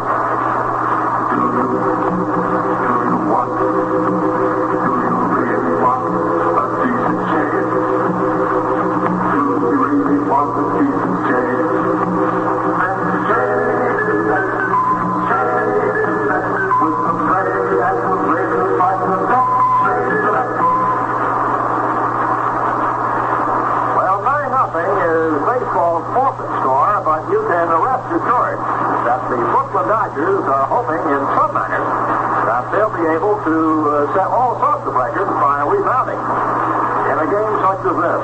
Have only one last shot at it. Right now, Carl Erskine has moved in on the top of the 9th. And the first man he'll pitch to will be a fellow who has really made headlines, Yogi Berra.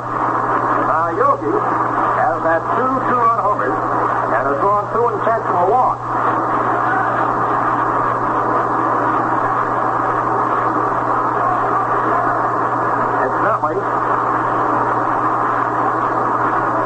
The record for homers in one game is 3.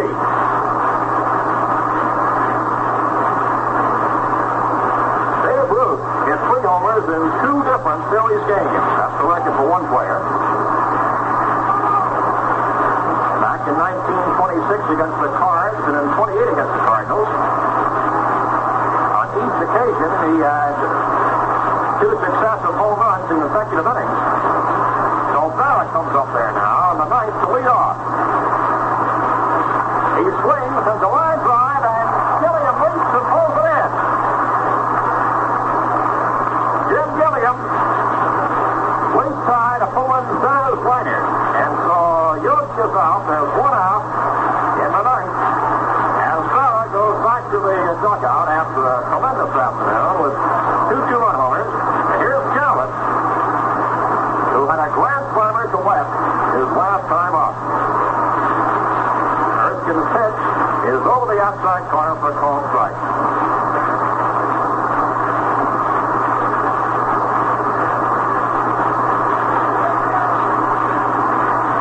Right-hander delivers, and there's the ground ball to short. Reese comes up with it, throws to Hodges, and Skowron is out. There's 2 outs now in the top of the ninth inning.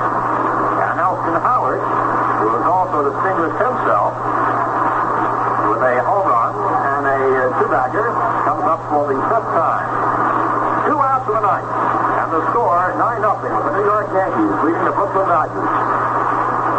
Erskine delivers, and it's low.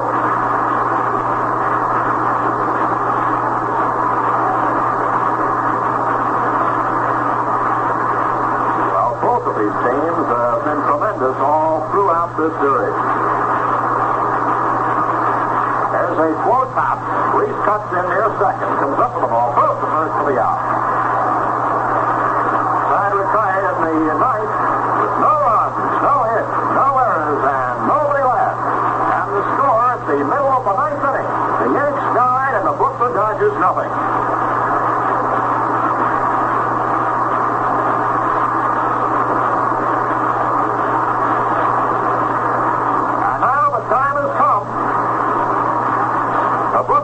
Not only backs against the wall, but pinned against the wall. Come up now in the whole night, faced with a stupendous pass. Jim Gilliam, Pee Wee Reese, Duke Snyder, maybe others, come up to face Johnny Cook as this afternoon. Cook, manager Casey Stengel's choice, came through up to this point with a 2-hitter. And to say that they're widely spaced is putting it mild, because Snyder singled in the first and Perillo singled on the eighth have been the only 2 base knocks which have given any glimmer of cheer to Brooklyn Dodger fans. Meanwhile, the Yankee bats with the home run, which has been the Yankee weapon throughout the years. The Yankee home runs have accounted for all of the New Yorkers' runs. So here's the whole night. Gilliam is in there. The pitch is strike 1 called.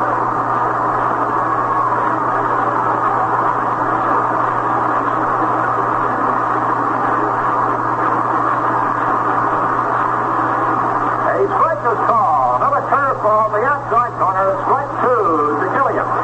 Ribbon Ford are lobbing out there in the Yankee bullpen.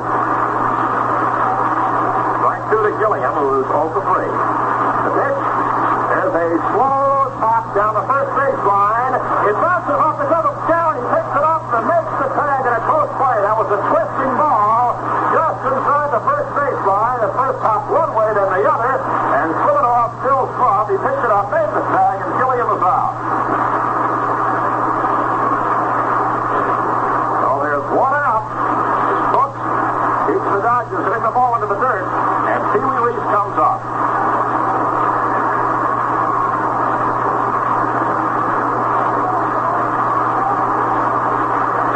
Comes the pitch inside the ball. There have been so many standouts in this series for each side. Both clubs can be mighty proud of their performances. Ball 1 to Pee Wee Reese. He steps out. He has something in his eye. Sal Magley, Clem Levine, Bob Curley, Don Larson, Enos Slaughter. So many. There's a foul back just over our heads. And the count is 1-1. Today, of course, Yogi Berra, Bill Skowron, Johnny Cook. The Dodgers got 1 run and 6 hits in the last 27 innings. As New York Yankee pitching has really come to the fore. Here comes the pitch, and there's a bunt that's popped up, and Yogi Berra makes the catch in foul territory.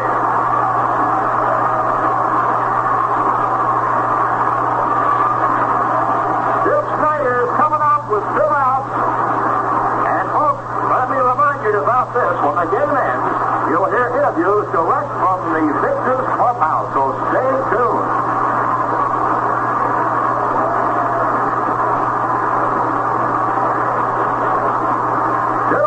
steps in with 2 out. And the first pitch is ball 1. 2 away in the whole ninth. Here at Evans Field. Ball 1. And a changeup is wide for ball 2. The bottom of the ninth. Brooklyn Dodgers at the plate. They're 2 away. The Yankees leading. 9-0. Here comes the pitch, and it's inside. And the count now goes to ball 3 to Dick Snyder, who has one of the 2 hits.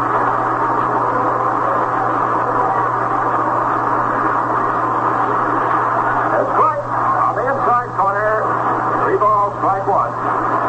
All strikes to the 2. Brooks goes to the rounded bag. Snyder is single left for his 1 hit. Here comes the next pitch. And there's a liner which almost hit Cook, goes by in the center field. Fielded by Mickey Mantle, a base hit. That was a tremendous smash to the middle, and Cook barely had the ability to get out of the way. He threw up his glove in front of his face and appeared to go right over his left shoulder. And Snyder has 2 hits.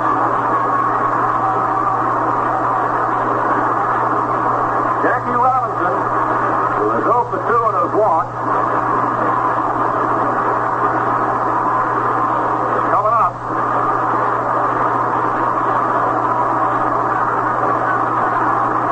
Brooklyn Dodgers, who have battled against the New York Yankees in this series, are still in there with a stupendous pass as the Yankees try to close the door. And the pitch is a called strike to Jackie Robinson.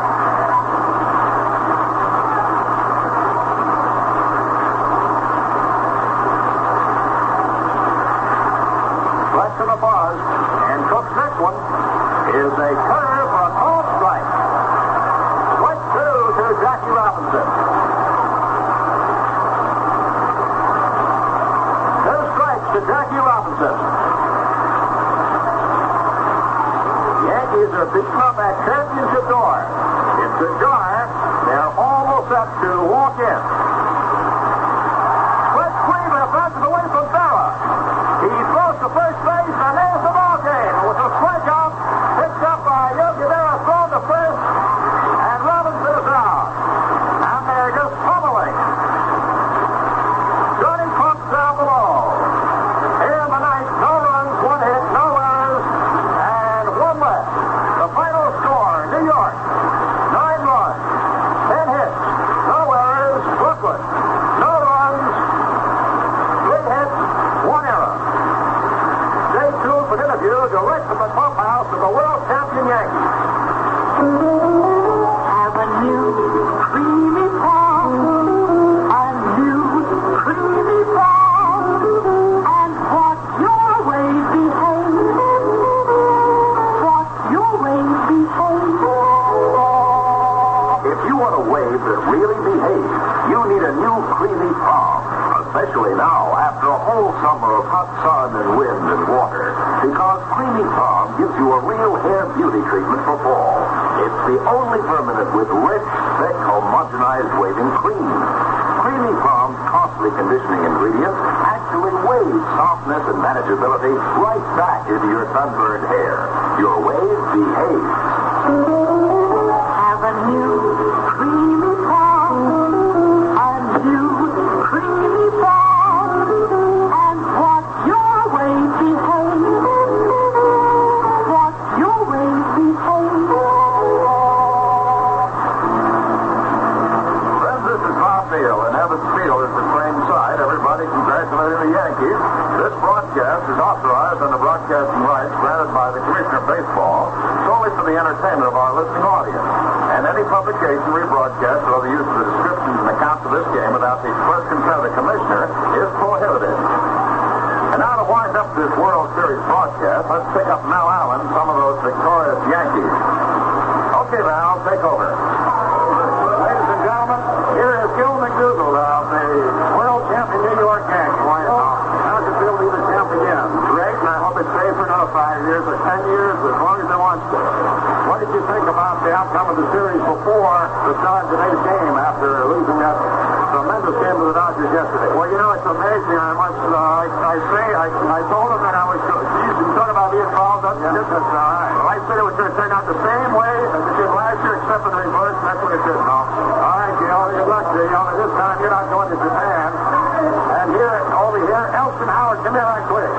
Elston got into his first World Series game, and you got your second World Series homer off down here. So what did he throw you? He threw me a slow change-up, Mel, and I reached out and actually hit the ball, and we were ready to go fresh. Well, now you've had yourself two World Series homers. Right? It was really a great thrill. I mean, I was really nervous because I've been in the hospital first talking I played about 2 weeks. Yeah. All right, so good luck to you. And let me get over here now. Who are we? Here, Commissioner Fort Frick. Here's Commissioner Fort Frick. Another big series. Oh, it was a terrific series, Mel. I have seen a lot of World Series in my life, and I don't think I ever saw one that had everything in it like this one had. I think more records were broken and more victories were done than any series I ever saw. It proves that people really love their baseball. Casey, here, Skipper, can you come up? Can you get up here? Here's Casey Stengel, who now has won 7 pennants in his 8 years with the Yankees, and his 6th World Championship, and just recaptured it after having lost it last year. What do you say, Case, about getting it back? Well, naturally, I have to consider that the ball players played great in this series, and so did the Brooklyn Ball Club play wonderful. Now, it was a great series. There was some terrific pitching in this series, and that's the reason why some of the ball players didn't hit more. I'm very proud of our ball club because it came through again, and in the series, at the end of the series, the young pitchers came through and made the team a success. It's naturally wonderful to be a world champion. And I guess you can tell from the noise that's in here that most of my players are glad they're world champions. Casey, was there any reason particular you had in mind with starting Johnny Cook today, or was he just the only one you had left? No, I have all my pitchers good and rested today. Some had 2 days rest. They had been pitched long before. And we, thanks. And we figured another thing, that if we pitched Cook, he had been a great pitcher up for 6 or 7 innings. And in the last month, he slipped off, but he had good rest. He's a good willing kid, lives around greater New York, and I'm very proud that he had the honor of winning the game for the credit of it, because he lives here in greater New York. Just one last question. While the Yankees had a comfortable lead, when they got the bases loaded before Skowron hit the grand slammer, did you think of sending Collins up to hit for him at all? I had Mr. Collins on my mind for 8 or 9 things today, and it wasn't just a pitch hit for Collins. I told him to go up and get ready, because I had Collins prepared to hit for any hitter in the lineup, except about 4 or 5 if it came an occasion where I had to take out a second baseman, shortstop, or an outfield. Well, thank you very much, Casey. I know Del Webb, co-owner of the Yankees, standing behind one for hello. Congratulations to you. Well, that was a great ball game, Tate. You know that Tuck really pitched a great ball game, and he never struck out a man until he finally struck out Roberts in the last inning. He had tremendous control, Mr. Webb. Yogi said, like Yogi said, that he came to beat that ball in the ground, which he did, and fellas like Billy Martin to pick it up and throw him out. Here's Billy Martin. Billy, you were the hero of the last Yankees World Championship team, is that right? Well, 1953. That's right, a long time ago, Mel. You got the 12th hit to drove in and when you won the 9th inning. Yes, I did. And it wasn't just a pitch hit for Collins. I told him to go up and get ready, because I had Collins prepared to hit for any hitter in the lineup, except about 4 or 5 if it came an occasion where I had to take out a second baseman, shortstop, or an outfield. Well, thank you very much, Casey. I know Del Webb, co-owner of the Yankees, standing behind one for hello. Congratulations to you. Well, that was a great ball game, Tate. You know that Tuck really pitched a great ball game, and he never struck out a man until he finally struck out Roberts in the last inning. He had tremendous control, Mr. Webb. Yogi said, like Yogi said, that he came to beat that ball in the ground, which he did, and fellas like Billy Martin to pick it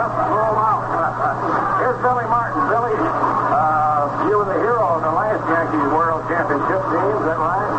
Well, 1953. that's right, a long time ago, Mel. You got the 12th hit that drove in and when you won the ninth inning. Yes, I did, Mel. Well, what about today's game gave you the most thrill outside of the winning of it? The way Johnny Cook pitched, he was just great, and all the heart in the world, Mel. Well, here's the guy named Yogi Berra who got the Yankees off with 2 consecutive home runs off Don Newcomb. Yogi, I don't believe you ever had a greater World Series. No, I guess this is my first one now.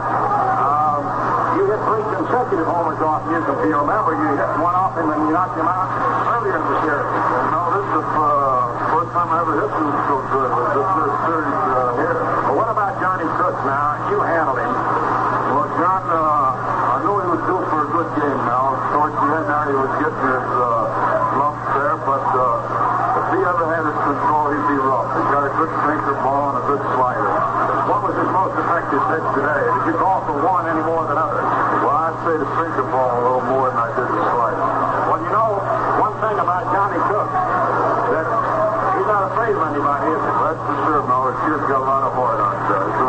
How about the time you came up with runners on first and second, and they got a wild pitch and he purposely put you on? You think the Moose is going to belt one man? Well, Moose was doomed now. He was doomed. And you hit a grand slammer earlier in this series.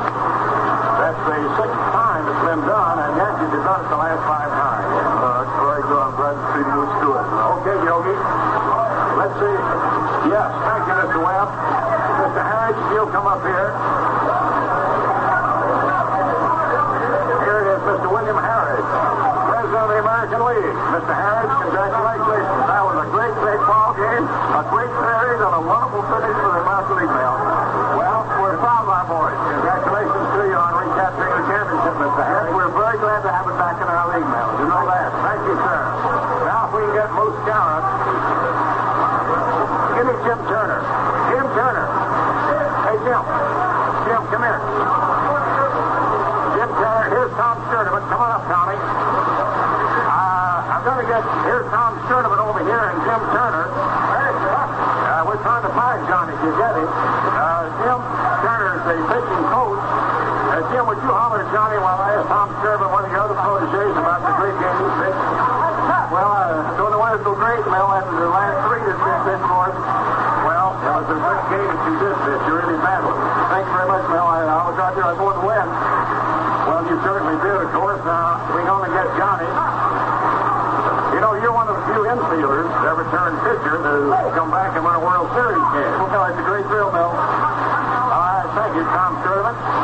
And here is Jim Turner. Jim, Tom Sturdivant was an infielder, of course, and we'd like to get Bill. He's getting cleaned up. He did a great job with the pitchers that came back to win this series, such as Cook and Sturdivant. Well, Mel, I really lost a heartbreaker. Yes, Mel, I don't think I made any of the pitches in any of the games, but my feeling going along with them was every pitch. And I want to congratulate him. Got Coach John the ball, boy. You did a great job, boy. That's one of the best ball games you pitched since you've been to this ball club. And on the set, and I think it's remarkable that these kids could come to a series like this, and they're all fairly young, and did 3 shutouts. Now, yesterday we lost the ball game, but it, after all, was a shutout, 9 innings wise, and we got 3 shutout games in a row. That's right. In fact, the last 3 games were decided by a shutout. That is right, and I think it's John is to be credited a lot for pitching such a great ball game under such stress. It's the 7th game is always in a World Series and also in a small ballpark like this, where the pitcher gets a real good ball club. Well, Johnny being just 23 years old, how did you feel about pitching the most important ball game of your career? Well, Mel, I was a little nervous like any young kid would be before the game and all that, but I figured myself it's another ball game, and all I got to do is keep running back and fire as long as I can. So a guy like Ford is saving the book, and I think I have to pitch a little tougher than usual. Well, you know, Jim, you remember in spring training a year ago, this boy just come back out of the Army. Had 1 year minor league experience, been in the Army 2 years, and 1 year Class B. And you put him in against Brooklyn in spring training, and the bases were loaded, nobody out. What happened? Well, he pitched out of it. Remember what happened there? Well, they got Hodges to pop up, and Jackie Robinson hit into the double play. You never thought you'd do that in the World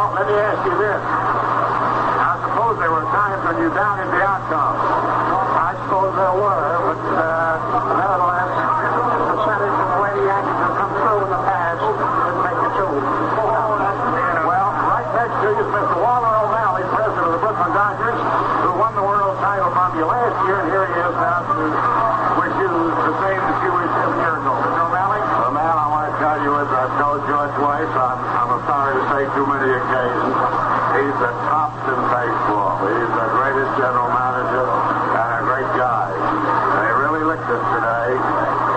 First 6 games were great. I'm sorry this one was sort of a shambles, but I congratulate the Yankees, Mr. Weiss, Mr. Hoppy, Mr. Webb, Casey Stengel, and the players most sincerely. Thank you very much. Spoken like a true sportsman he is. Okay, sure. Thank you very much, Mr. O'Malley, Mr. Weiss. Here is Dan Topping, president of the New York Yankees.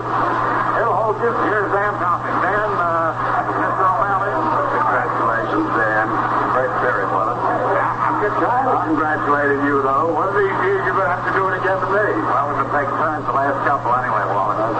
Dan, there's no question. Your boys really won it today going away. And I must congratulate you and your whole fine organization. Well, I thank you, and you had a fine club, and we just got great pitching, I think, this last couple of days. All right, Dan. And I thank you. I know. Much obliged to both of you. And I hope you enjoyed. You're going to Japan, aren't you, Mr. O'Malley? Maybe I should stay there. Well, it just seems that last year the Yankees had the trip planned to Japan, and you won in 7 games. This year the Yankees won in 7, and you're going for the tour. You don't think it's a jinx, do you? Well, no, because they had a good time anyway. You have to learn to speak Sanghalese over there, too, you know. I've been listening to that for a half hour, and I can't understand a word. Thanks a lot to both of you. And the boys are over here getting themselves undressed, and we're trying to get hold of somebody. Let's see if we get Bill Scourin. Hey, Moose! Hey, Moose! Scourin! Scourin! Come here, Moose, right quick. Scourin! Here is Bill Scourin trying to get over. Here's Governor Harriman of the state of New York. Well, it was a great series. It was a great series. Those kids do that pitched a great ball game, and I'm mighty proud of the Yankees. Anything can happen in the ball game. Thank you, Governor. Here's Moose Scourin. Moose, you were great today. Thank you, sir. Moose, and some 6 men that have hit grand slammers in the history of the World Series. Smith for Cleveland did it way back in the 20s. Then came Tony Lazzari. Then Gil McDougall is a rookie with the Yankees. Mickey Mantle, Yogi Berra, and now you. So you have added your name to a select few. Thank you, Mel. I'm very happy. Did you have an idea of hitting that first pitch when he got up there, the bases loaded? I was a little bit scared. Our team called me back and kicked off for a pinch hitter. Well, you know, I just asked him about that. He said, no, he thought you had Collins ready for somebody else, but not pinch hit for you. That's right. And then when I got up to the players, old Campanella and the champion, I sure don't think I'd be up here hitting. I figured I'd pinch hitter. Yeah. And he said, hang in there, Moose. And that was it. I hit the first ball pitch. Well, congratulations to you. Thanks to you, Moose Scourin. I hope you fans have enjoyed hearing from these very happy Yankees. The series is over, but the cavalcade of sports carries on. Every Friday night, Gillette airs the major boxing bout of the week, so plan to tune in and enjoy the excitement. This is Mel Allen saying smooth sailing, smooth shaving, and good afternoon with your host, the Gillette Safety Razor Company. This is Mutual, the radio network for all America. This is CKLW AM and FM 800 on your dial. Now's the time to call for coal. Call the RSV Coal and Building Supply Company at Valley 2-3467. Order Cherry Glow coal. It's America's finest Pocahontas. It costs no more than ordinary coal. And you can pay an easy clear term. So call for coal. Call RSV at Valley 2-3467. That's Valley 2-3467. Stay tuned now for the news.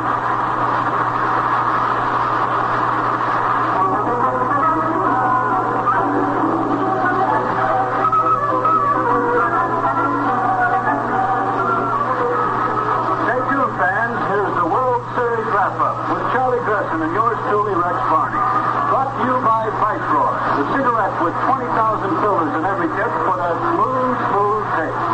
The smoothness of rich, mellow tobacco, which makes Viceroy the winner in big league smoking. Now for highlights of today's game, here is Viceroy's baseball expert and manager of the Washington Senators, Charlie Dresser. Hello, fans. Well, Rex, Once again, the New York Yankees are the world champions. For 1957, that's for sure, winning it in great style today by the score of 9-0. Charlie, what about the outlook of today's game? A couple things, of course, great pitching and great hitting on behalf of the Yankees, which every manager in baseball hoped for throughout the season, got together and combined to win this ball game.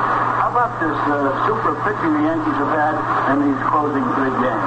Well, Rex, I'll have to say this. It was surprising to me because everybody in the American League classed the Yankees as the best team in the American League, but weak pitching. And I'll have to say this, the pitching since the second game has been great. I think it's been a lot better than it was in the American League. Because the boys that pitched today and pitched that great game, and I could see the way he was pitching, and as Yogi said, he was pitching a lot of sinkers, which would make him hit the ball on the ground, and he did that. I think there was only 2 balls hit to the outfield from about the 9th inning, 2 flies to left field. So on many occasions this past summer, we knocked him out of the box, but he has pitched some good games because he's got a good record of 18-9. Well, the fans today were able to hear and watch, and many of them on television, here on radio, that Bill Skowron was the 6th man in World Series history to hit a Grand Slam home run, which certainly aided the Yankee cause. And you know, Charlie, Bill Skowron is another ball player who has switched over to Viceroy. These athletes are mighty fussy about their cigarette brand, and like the rest of us, like thoughtful people everywhere, they pitch the cigarette with most filters for the smoothest taste. Believe me, when you find big leaguers like Mickey Mantle and Bill Skowron and golfing stars like Dr. Kerry Middlecoff smoking the same brand, that's some recommendation for Viceroy. Fans, are you one of the thousands of men and women who are about to change to a filter cigarette? Well, the time to change is now, and the filter cigarette to choose is Viceroy. There's a good reason. Only Viceroy has 20,000 filters in every tip. Twice as many filters as the 2 other largest selling filter brands for that smooth taste. The smoothest of rich, mellow tobaccos, which make Viceroy the winner in big league smoking. So don't wait another day. Change now to Viceroy, for smoother taste ensured by 20,000 filters. Yesterday, today, tomorrow, thousands of people every day are changing to filter cigarettes. Make your decision now. Change to Viceroy. Well, Charlie, you're talking about that great pitching of Johnny Cooks. Incidentally, the Dodgers, in the last 28 innings, have only made 1 run, and in the last 28 innings of World Series play, they only had 7 hits. Now, I would have to say that the Dodger hitting department failed them slightly. Yeah, it looked like in the second game that the Dodgers were going to have a good hitting series because they finished up the National League season in great style in the way of hitting and pitching also. But after that second game, actually going up to the Yankee Stadium, which is a larger park, I think probably gave some of those pitchers some confidence, and Ford pitched that game, and then along come Stutterman, the young fella, and pitched another good game, and that great game that Larson pitched, and then listen today, and not mention the 2 games yesterday, they were terrific. It was great to see 2 pitchers pitch like that on both sides. But it's a funny thing about baseball. Naturally, you pay a fellow a lot of money to hit, and then you pay the pitcher a lot of money to get him out. But it shows what a great thing. I repeated that, and I said that, say it time and time again. When a pitcher's got control of that ball, it don't make a difference who the hitter is. When he can get it where he wants to, it's going to be tough to score, regardless of the park. You know, the story of the World Series, the Dodgers had 42 hits in 7 games, and they only had 3 home runs. Now, this is a club that is loaded with home run power. The Yankees, on the other hand, had 58 hits and a grand total of 12 home runs, which, incidentally, is another World Series record for home runs in one series. The thing that I was happy to see today, Bill Skowron, who was 0 for 4 in the first ball game, and Austin Howard, who had not been in the lineup the last couple weeks of the season and made his appearance in his first World Series, came through with home runs in great style, and, of course, helped to win that title, that 12 home runs in one World Series. Now, Skowron and Howard, you have seen them through the entire season. In your opinion, what makes them such outstanding players, especially in that clutch? Well, first of all, they got a lot of power. They got strength. Both of them can hit a ball to any field, right field or left field, can hit over any fence. As I know the games we played them during the summer, they showed that.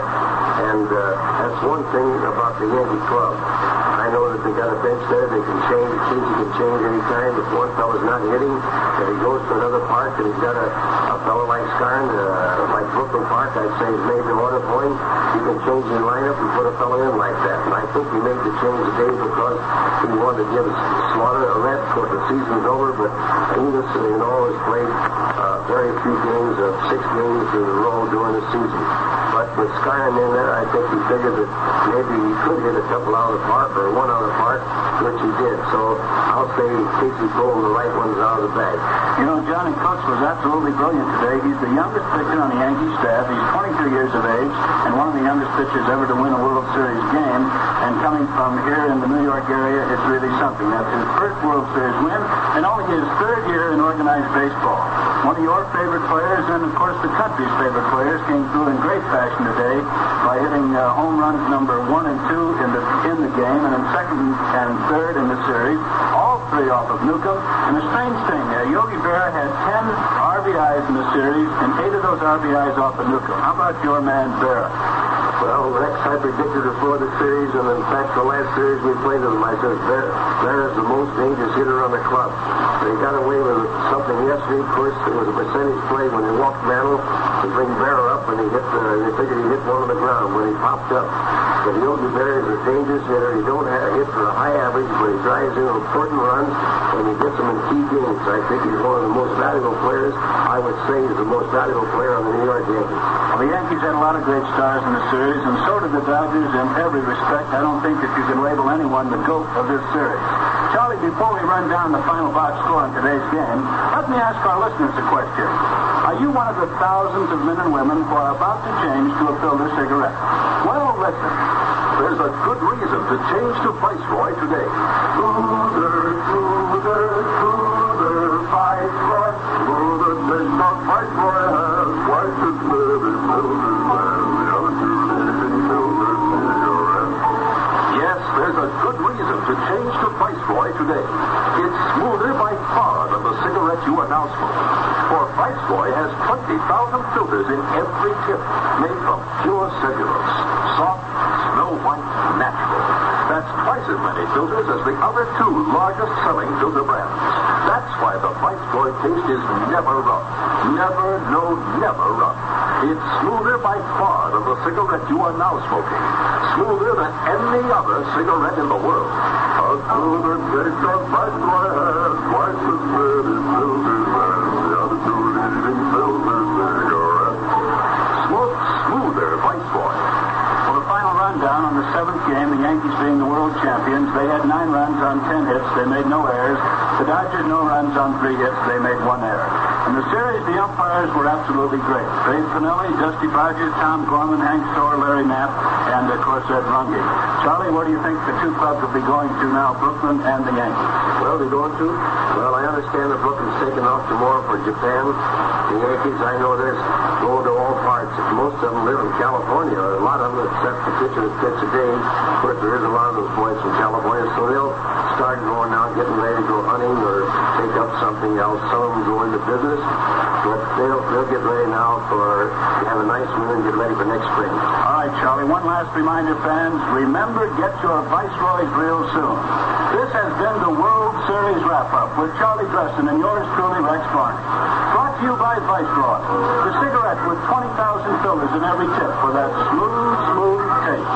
The smoothness of rich, mellow tobaccos, which make Viceroy the winner in big league smoking.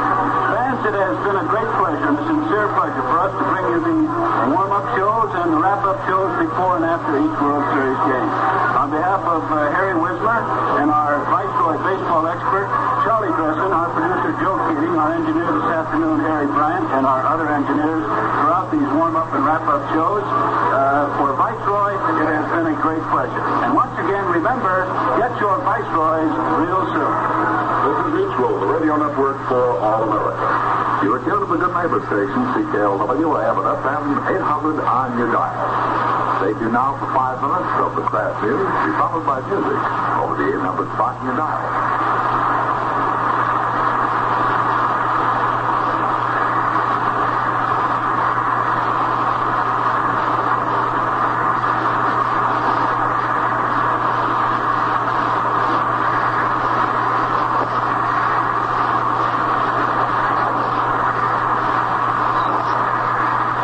Good day. This is Sam Hayes in Los Angeles, ready with the news. Here's another edition of Kraft 5-Star News brought to you by the Kraft Food Company. Makers of new Kraft dinner or macaroni and cheese with old-time cheddar flavor in just 7 minutes cooking time.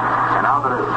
The New York Yankees recaptured the World Standard at Abbott Field today by beating the Blue Dodgers 9-0 in a 5-7 from final game of the 1956 series. The game featured by good pitching by the New York Johnny Cook.